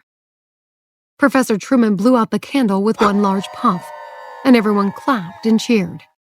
Someone turned the lights back on, and another young woman handed the professor a large knife to cut the cake. Helga was the first to be given a slice of cake. She bit into it, and its soft sweetness erupted inside her mouth. She turned to Steve with a glint in her eye. "This is good." She moved closer to him. "Would you believe me if I said that this is the first time I've ever attended a birthday party?" He looked at her in disbelief, his eyes wide. He wasn't sure if she was joking or not. "When's your birthday?" "March 6th. I'll make sure I remember it." Does that mean he wants to celebrate it with me? She wondered hopefully. The party went on, and people began to get more and more drunk. Some headed over to the karaoke machine and started singing badly. The atmosphere grew more relaxed, and voices became louder as more alcohol was consumed. After a while, someone suggested that they play a game. "Professor Truman, you can be the judge." Professor Truman chuckled. "Why do I have to be the judge? Can an old man join in the fun?" Everyone laughed, and one young man said, "All right, it looks like the good professor is challenging us. I think this calls for a game of truth or dare." The others laughed and clapped their hands excitedly. "Yes, let's do this." Someone found an empty wine bottle, and they all sat around it in a circle on the floor. Professor Truman went first, and he spun the bottle vigorously. Everyone watched in anticipation as the bottle rotated several times. Finally, it came to a stop and pointed toward one of the young men, Marcus. "I choose truth," Marcus said. Professor Truman thought for a moment. "Do you remember when you told me you wouldn't be at my class for a week because you had a problem with your prostate? Were you faking it?" Everyone burst into laughter. "You didn't have a prostate problem, did you, Marcus? You were only 20. How could you possibly have a problem with your prostate? That wouldn't bode well for your future sex life." Everyone laughed again, and Marcus's face turned red. "I can't believe you still remember that, Prof. I didn't know much about medicine at the time, so I made something up. I never expected you to remember it for so long."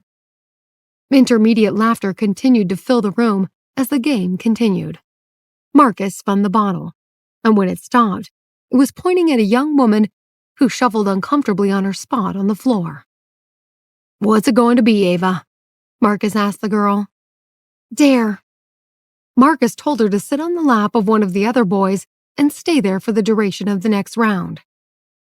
Helga had never played Truth or Dare before, and the excitement of it made her feel invigorated, but she knew the bottle would land on her eventually, and she began to feel a little nervous. They wouldn't ask me anything awkward, would they? She thought. Just as she was worrying about her turn, the bottle stopped spinning, and she saw it was pointing right at her. Her heart leapt into her mouth. "I choose truth." It was Ava's turn to ask the question. She thought for a moment, and then a grin spread across her face. "How far have you and Steve gone? Which base?" Helga didn't know what the girl meant, and she gave her a confused look. Steve, who was sitting beside her, put his hand over his face in embarrassment. He was about to answer for Helga, but his classmates refused to let him. Helga could feel everyone's eyes on her, and she glanced at their excited faces, wondering what to do. In the end, she decided to ask for clarity on the question. "What do you mean, which base?" Someone laughed out loud, but most of the others looked at her in disbelief. The girl on her other side leaned in closer and whispered in her ear. First base is holding hands, second base is kissing, third base is sleeping in the same bed, and home base is going all the way.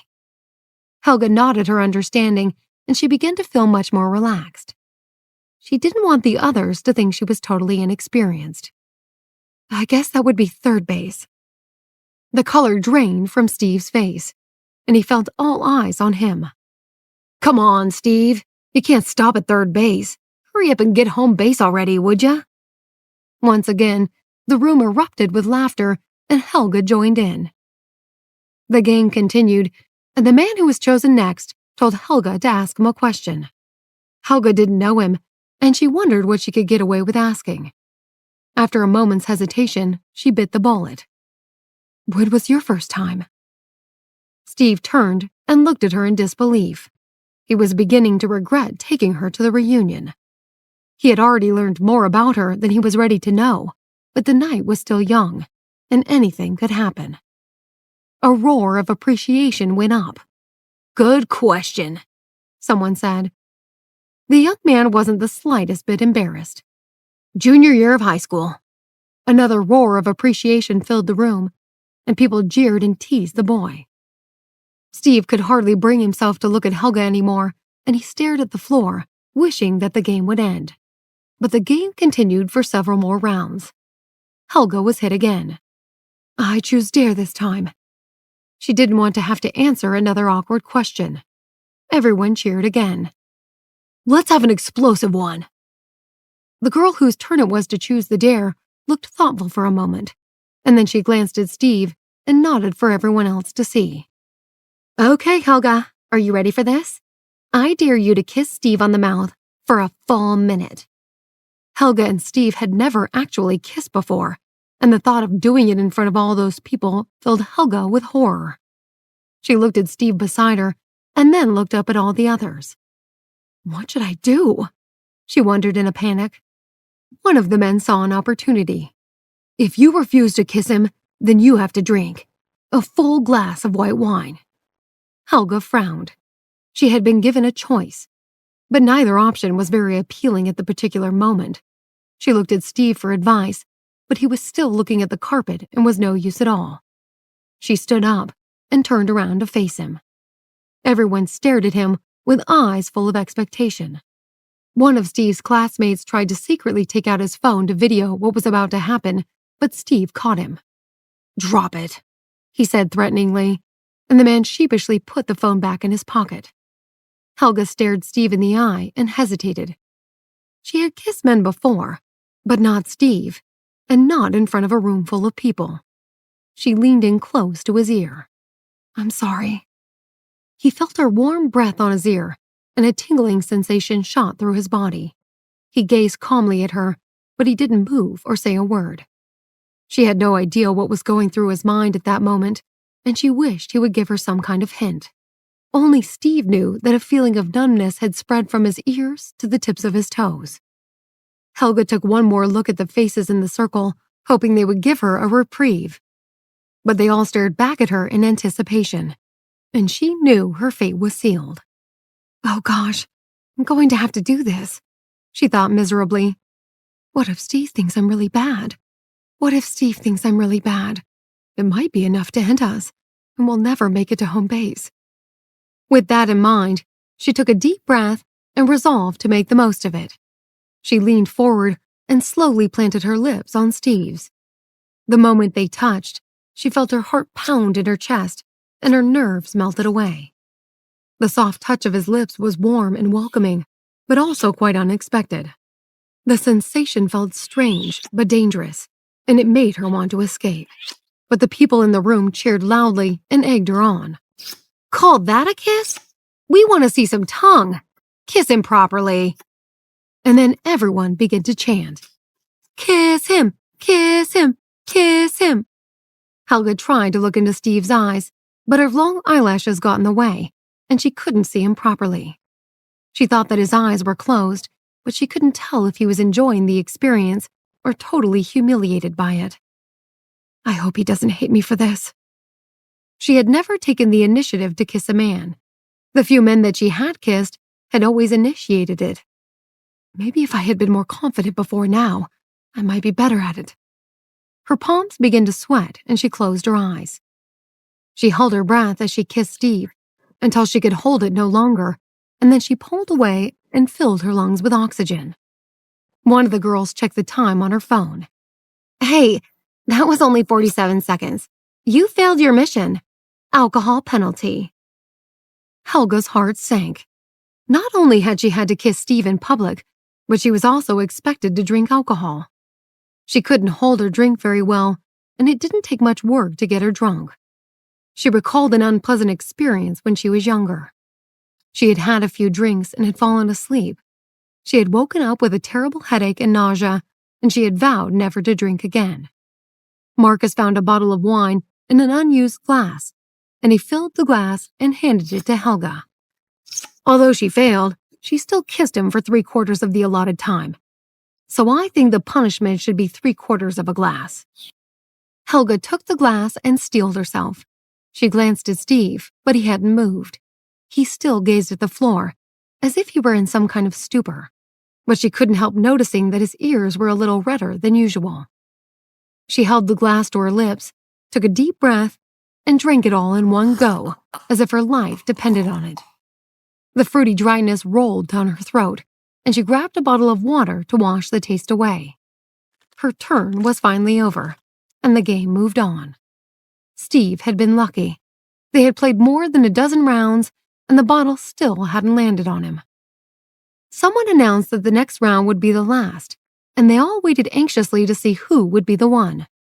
The bottle spun around and around until it finally stopped on Steve.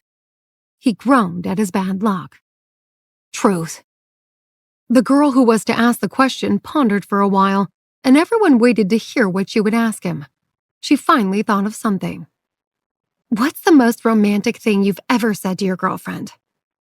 Steve considered his answer, and then he put his lips to Helga's ear and whispered, Let's practice that later without all these people around. Helga smiled, but because no one else had heard Steve's answer, there was soon a protest. Hey, that's against the rules of the game. We're not going to let you get away with that. You're going to have to face death by wine. Steve had anticipated his punishment, and he held out his hand for someone to put a glass of wine in it. Then, he swallowed it all in one go and put the glass down with a flourish. But Marcus decided it wasn't enough. No, dude, if you break the rules in the last round, you have to drink 3 glasses. Again, everyone cheered, and even Professor Truman agreed. That's right, Steve. You'll have to down 3 glasses to satisfy this tough crowd. Okay. Steve resignedly agreed and drank 2 more glasses in quick succession. It was only 3 glasses of wine, and he hadn't drunk anything up until that moment, so he wasn't too worried about the alcohol going to his head. But he sensed that something wasn't quite right with Helga. Her arm was resting on his, and her head was on his shoulder. Under the dim light, he could see that her face was red, and her eyes were rolling around under half-closed lids. She can't be drunk, he thought. She only had half a glass of wine. He thought back to Esther and Xavier's wedding. She had consumed several glasses that day, or so he had thought, and she hadn't been drunk at all. He shook her gently. Helga, are you all right? She smiled up at him, her entire face beaming as if she had never been so happy in her life. And he realized that it was the first time he had ever seen her smile like that.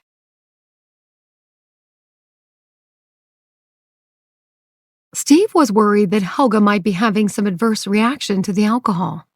He got to his feet. I think she's a little drunk. I better take her home. Then he went and said goodbye to Professor Truman. Steve's old college friends were disappointed that he and Helga were leaving early, but they all vowed to catch up with them again soon. He waved to them all as he led Helga out of the private room and out of the hotel. She seemed to be having some difficulty walking, so he propped her up and half carried her. She gazed at him, her face still filled with that lovely smile, but it troubled him. It was unlike anything he had ever seen her do before, and he wasn't sure if he should be worried about it or not. Helga. I'm here. Her voice almost sang the words, and her eyes twinkled like stars. Steve didn't know what else to say, and he was relieved when they reached his car. He carefully helped her into the back seat, and he got inside beside her. She instantly leaned on his shoulder and wrapped her arms around him. "You said we could practice," she said, her words slurring a little. "What?" Steve wasn't sure what she was talking about. "Can we practice now?" He then remembered what he had told her during the game, and he understood what she was saying. He looked at her in disbelief, and she looked back at him expectantly. "When are you going to practice with me?" Her voice was whiny, and she sounded like a spoiled child. In all the years that the driver had been working for the Davis family, he had never seen Steve so close to anyone. It was his job to be discreet, so he pretended not to hear their conversation and tried his hardest not to look in the rearview mirror at them. Steve didn't respond to Helga's request, and she began to get a little impatient. "I never took you for a man who doesn't keep his word, Steve Davis." He pinched the flesh between his eyes, and then he pulled down the screen that separated him and Helga from the driver. The sudden unexpected sound caused the driver to slam his foot on the brake, and they all jolted forward. Ignoring the sudden movement, Steve turned to Helga. "When do you want to practice?" "Let's do it right now." She was eager to get started. He sighed. Why did I say that to her when she was drunk? He thought regretfully. I think we should go home first. She groaned with disappointment, but she didn't argue. She leaned against him again and continued to smile at him. What state of mind is she in? He wondered. It's like she's possessed by something. That really isn't like her at all. He reached out and pinched her cheek just to gauge her reaction. Her skin was silky smooth, and the feel of it surprised him. He wanted to touch her again.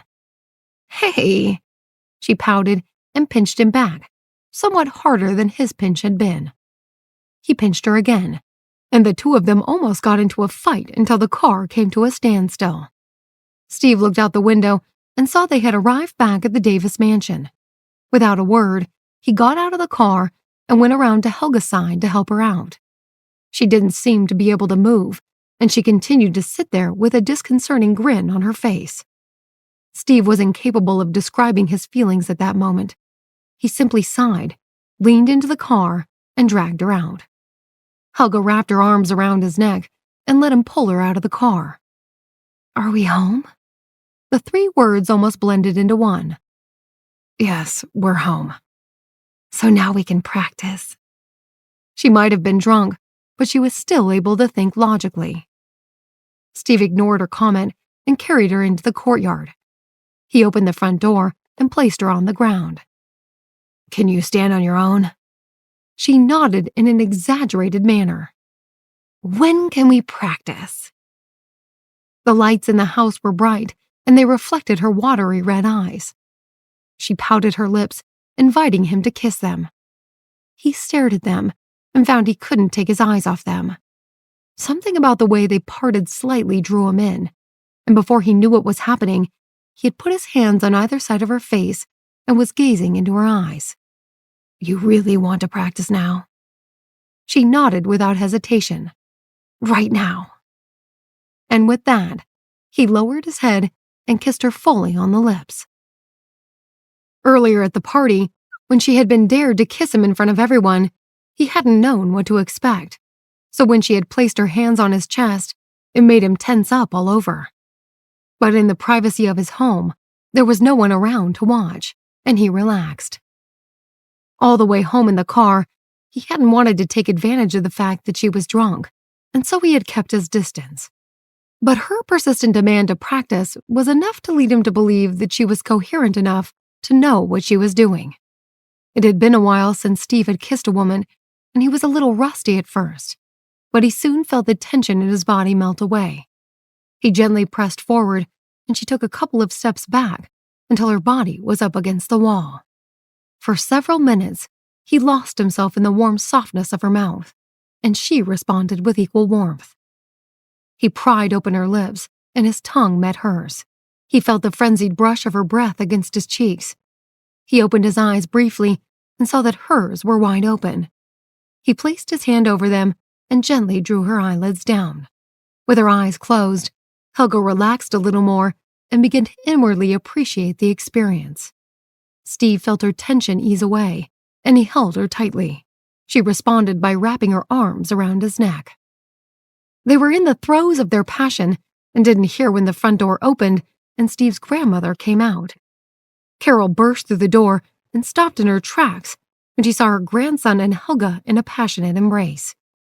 Well, there's a surprise, she thought. My serious grandson and the girl who never smiles. She didn't want them to see her, so she began to tiptoe backward. But it was too late. Steve sensed movement in the room, and he opened his eyes and met his grandmother's astonished gaze. He gasped, but he didn't move. Thinking quickly, Carol averted her eyes and coughed. Oh, I was looking for Helga. She pretended she hadn't noticed anything. She was going to give me some of her special tea, but she doesn't seem to be here. I'll come back later. She turned to leave, and as she put her hand on the doorknob, she heard Helga's voice. I'm here, Carol. Steve had no words. Steve's temples throbbed, and his heart pounded in his chest. He had never felt so embarrassed in his life. To be caught kissing a girl by his grandmother was almost unimaginable. He had tried to think of a way to hide Helga, but she had already opened her mouth, so there was no point trying to pretend she wasn't there. Anyway, who am I trying to kid? He thought. Grandma's already seen everything. He released Helga from his embrace and took a step away from her. He glanced at Carol and realized he wasn't the only one feeling uncomfortable. Carol waved awkwardly to Helga. It's okay, dear. I'll just go back to the main house. You can give me the tea tomorrow. But I have it ready for you. It's here somewhere. Carol thought Helga's voice sounded different from usual. Helga stumbled over to the kitchen cabinets and rummaged through them until she remembered that she had left the tea on the dining table. She wobbled over to the table and found the packet. Here it is. She handed the bag to Carol. Carol grabbed it and hurriedly made her way back to the front door. Behind her, she heard Helga say, Let's pick up where we left off, shall we? And she almost tripped over her own feet in her haste to get away. And to think I was worried that the two of them would never get anywhere with each other, she mused as she closed the door behind her. Who knew Helga had such charm? Perhaps there's hope for Steve after all. Helga was still displaying signs of drunkenness, and Steve felt that his grandmother's interruption had killed the passionate moment. His earlier surge of emotions had gone. After you've slept the alcohol off, we can have another go, okay? If you still want to, that is. He stared intently into her eyes to make sure she was listening to him. She looked at him as if she didn't understand what he was talking about, but he said no more. Instead, he led her to her room, took off her shoes and coat, and lay her gently down on the bed. He pulled a blanket over her, and then he sat in the chair beside her bed and watched her until she settled down. Then, he gave her a kiss on the forehead. Get some sleep. I'm going to turn off the lights now. He left her room, switching off the lights as he went. He was about to close the door behind him when she called out to him. Steve, I think we should have a baby together. He felt his blood stir. He took a deep breath to calm himself down and closed her bedroom door. How could she say that at a time like this? He thought. I've had a few drinks too. If I don't leave now, I'll probably regret it in the morning. I'd love to stay, but I can't when alcohol's involved. She doesn't know what she's saying. Using all his willpower, he returned to the main house and was surprised to find Carol still up. Oh, hey, Grandma, he said awkwardly, and he hurried off in the direction of his room.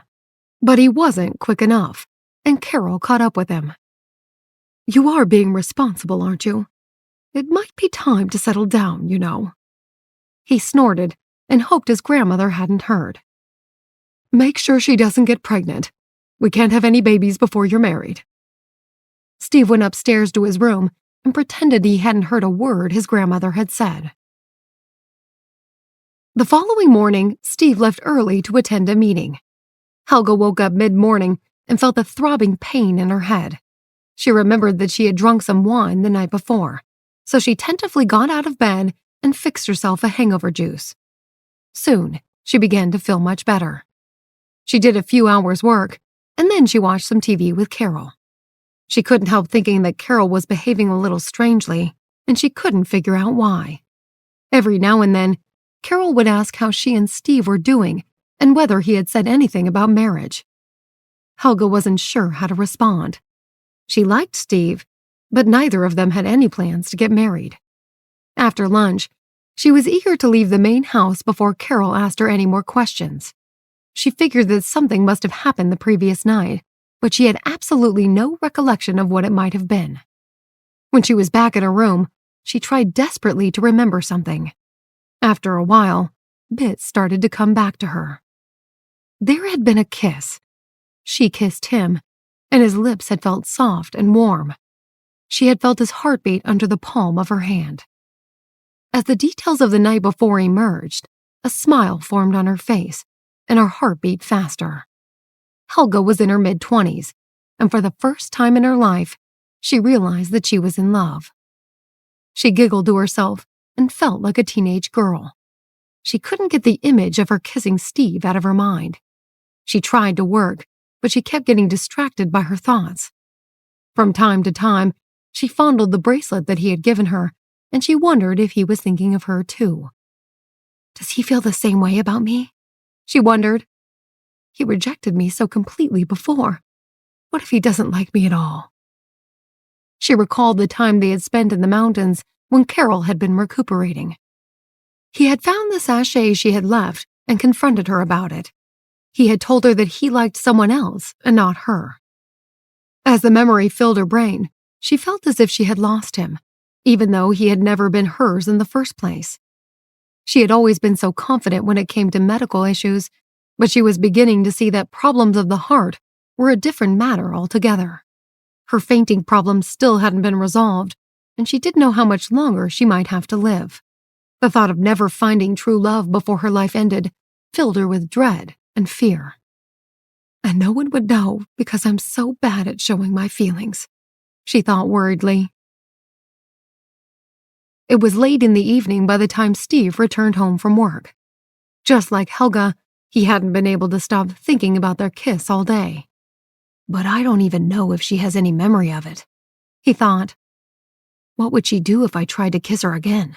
Would she push me away? The idea that she might have forgotten it all unnerved him, and made him wonder if it had all happened simply because she had been drunk and hadn't known what she was doing. When he got home, he changed his clothes and made small talk with the maids in an attempt to find out what Helga had done that day. He was pleased to hear that she hadn't gotten up to anything unusual. At least she didn't run away and leave, he thought with relief. He had missed dinner, so he asked the staff to fix him a plate of leftovers, and he ate alone, lost in his thoughts. When he had finished his meal, he plucked up the courage to go and visit Helga. He took a VR headset with him so that they would have something to do if it felt awkward. But if she asks me for more kissing practice, I'd be happy to oblige, he thought. He tapped on the door, and a moment later, she opened it and smiled at him. Hey, Steve, come in. He stepped in and tried to gauge the atmosphere. Do you want to play a game? He held up the headset. She shook her head and looked hesitant. Steve, did something happen last night? Don't you remember? She shook her head again. I don't remember a thing. Steve felt a little breathless. Nothing at all? Nothing at all.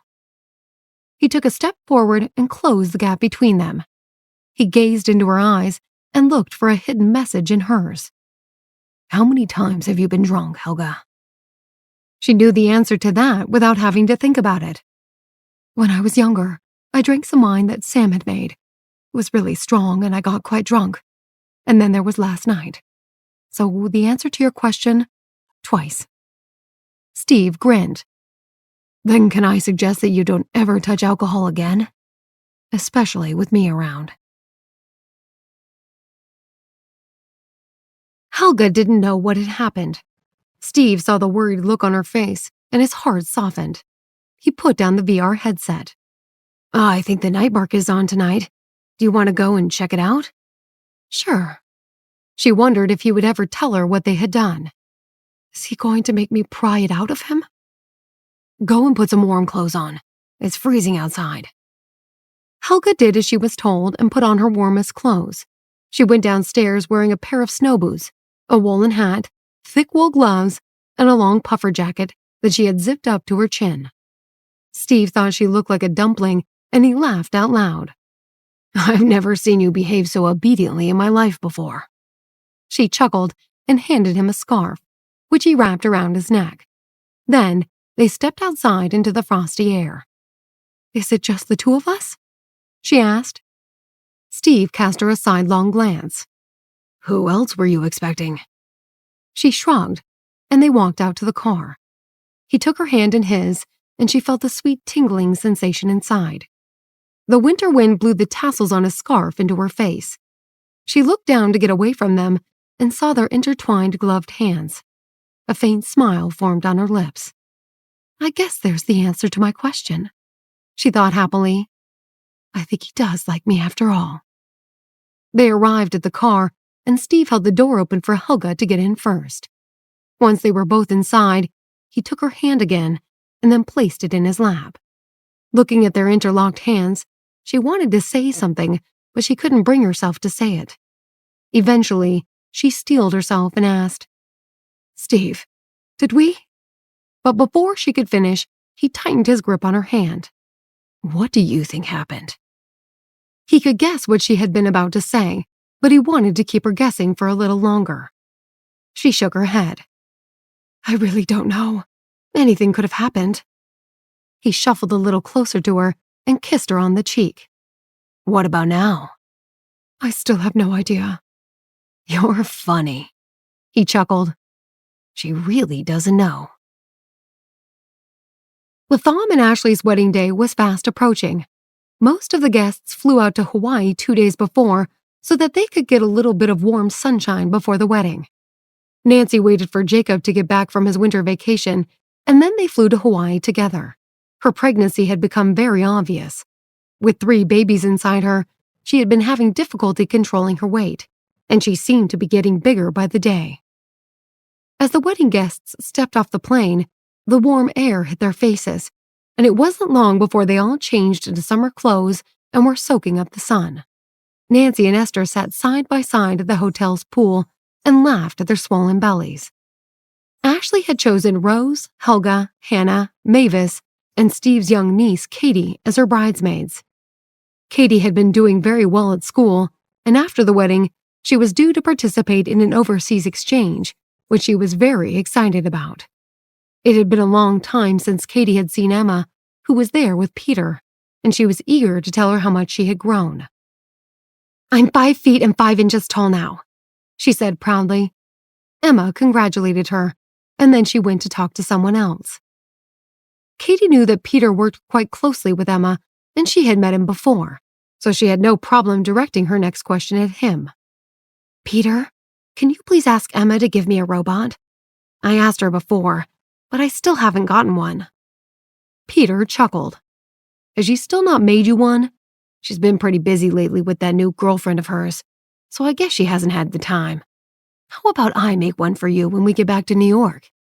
The smile on Katie's face froze, and the color drained from her cheeks.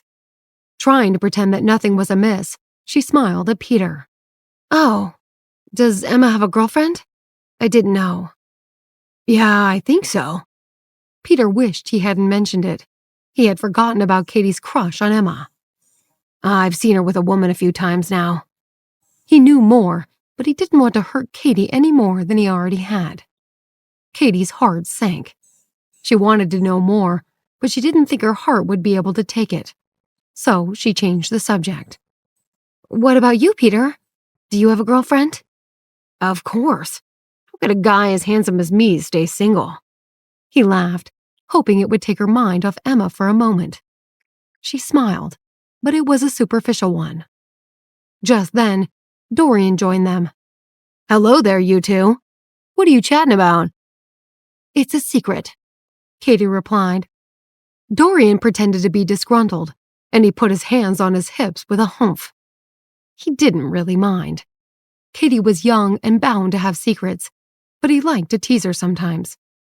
"I heard they only have a couple of groomsmen," he said, turning to Peter. "I wondered if they'd let me fill in an empty spot. That father of mine is getting more and more difficult. The longer I can stay away from Cuba, the better." The wedding ceremony was to take place on the lawn outside the hotel, and everyone chatted and laughed as they milled about. A platform was being built for the happy couple to stand on, and florists and decorators rushed about in all directions. Ashley and Latham had booked the entire hotel, so there were no other guests there. The two of them, and Latham's mother, were busy directing suppliers and contractors to make sure everything was perfect.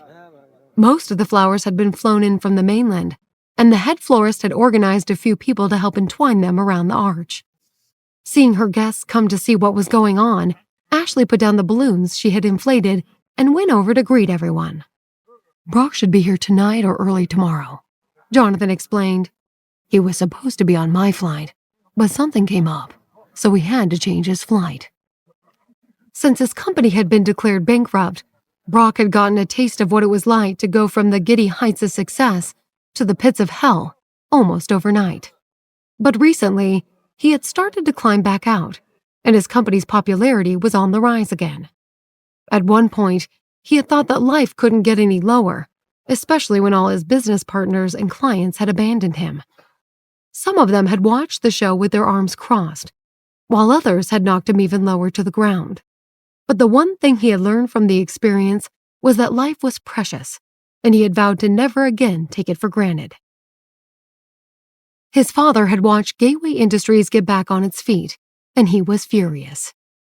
He had released a statement of his own online.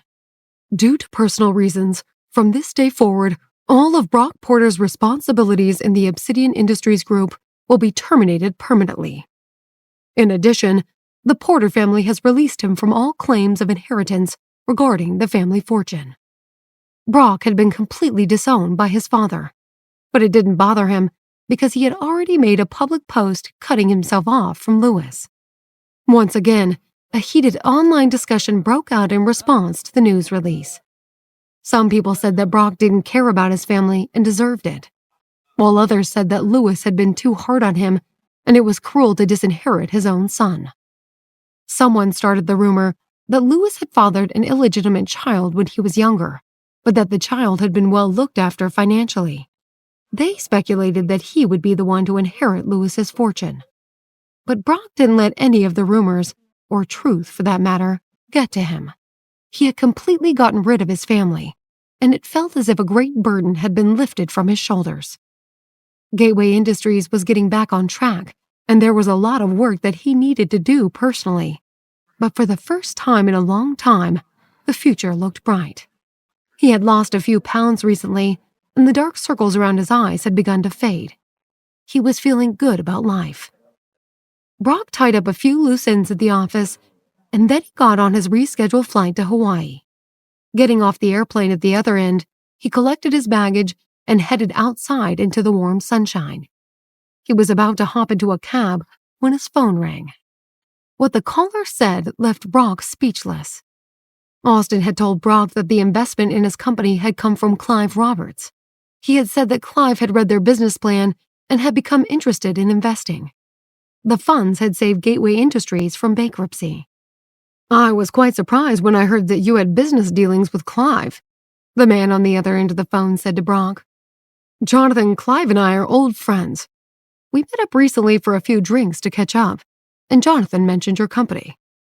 When Brock heard that, he stopped dead in his tracks, and his heart raced. It struck him that Jonathan had helped him and his company. He assumed that Jonathan must have expected him to decline his offer to help again, so he had told Austin to run the investment through Clive Roberts.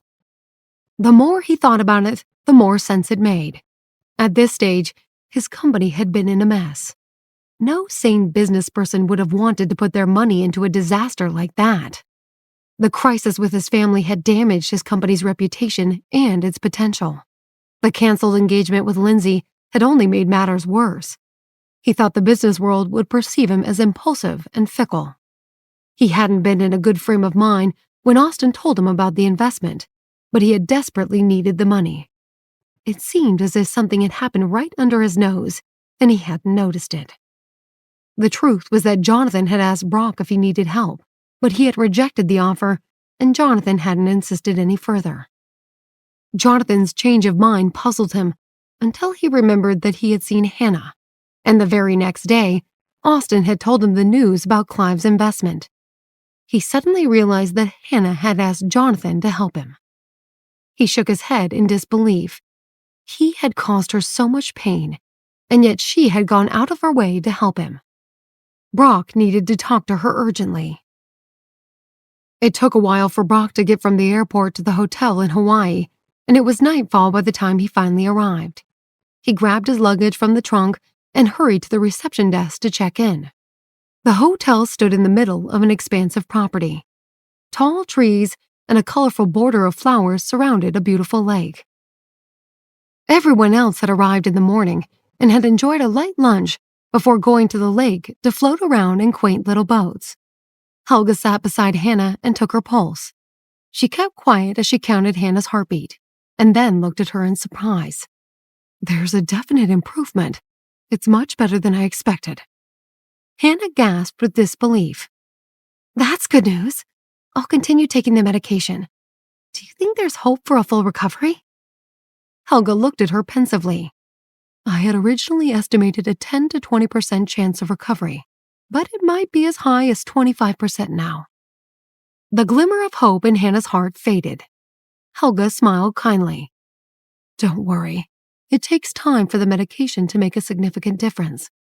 You must be patient." Hannah nodded. "I'm leaving it up to fate."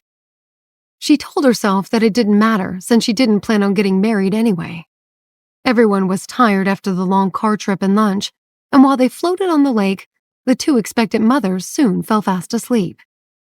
Jonathan gazed at Nancy and gently slid the oar out of her hand. He then covered her with a light blanket. He leaned back and closed his eyes. Nancy snorted softly and muttered, "Calm down, little baby. Stop moving around so much." Jonathan lifted the blanket and peered at her protruding belly. He suddenly frowned and blinked. He was sure he had seen something move. He reached out and gently placed his hand on her tummy. A tiny foot kicked against his palm. His heart skipped a beat. He had never felt any of the baby's kick before. The foot retracted, and he no longer felt anything. Jonathan found himself feeling emotional and sentimental about the babies. He wondered if they had enough space in Nancy's womb, and imagined each one jostling for more room. Aware of his gentle touch, Nancy opened her eyes, and their gazes locked. She saw a gentle softness in Jonathan's eyes and smiled. "What are you looking at?" He grinned excitedly. "I just felt one of the babies kick. I don't think it was the little one, though." She chuckled softly. "It might have been the little one. I've heard the smallest is always the naughtiest." Jonathan leaned over and placed his ear on her belly to listen to the movements. He laughed and sat up next to her. "Thank you for all your hard work." She sighed. She hardly had any peaceful nights anymore and wished it wasn't such hard work being pregnant. "I'm going to be even more tired once the babies are born. I won't be able to feed them all at the same time. I feel like I'll be nursing them forever." She suddenly regretted wanting triplets, but then she remembered Jonathan's excitement at having 3 children grow up together. On the boat next to them, Esther listened to their conversation and giggled before an idea crossed her mind, and she waved at Helga.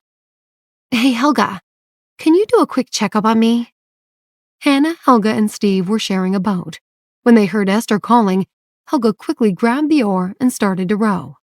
Steve looked at her in astonishment and gestured to her to hand him the oar. "Let me do that." She blinked at him. "It's okay. I know how to row." She had taken some herbal medication for anxiety that morning, so she wasn't afraid of the water. He looked at her helplessly. She seemed unaware that, as his girlfriend, he expected her to allow him to be chivalrous and take the lead. He took the other oar, and they rowed across the lake toward Esther and Xavier.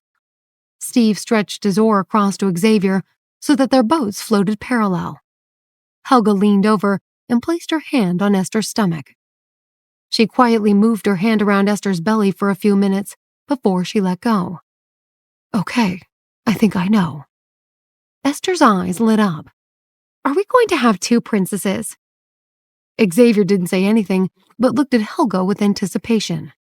Helga smiled. I think it's two boys. Esther's face dropped. Are you sure? No girls? Helga shook her head. No. Pouting, Esther kicked Xavier's legs. This is all your fault. Why didn't you give me an X chromosome? He looked at her innocently. Afraid she would kick him again and capsize the boat, he put his arms around her and tried to comfort her. My darling, having two boys isn't so bad. She glared at him. But I wanted to design matching outfits for me and my girls. It would look so cute. You wouldn't understand. She turned to gaze at the ripples in the water to hide her disappointment. Noticing her gloominess, Helga smiled kindly. You can always try again for a girl. Steve narrowed his eyes. He was surprised she liked children so much. She never ceased to confuse him. He was no longer sure if she liked him because she secretly wanted children of her own, or if there was another reason.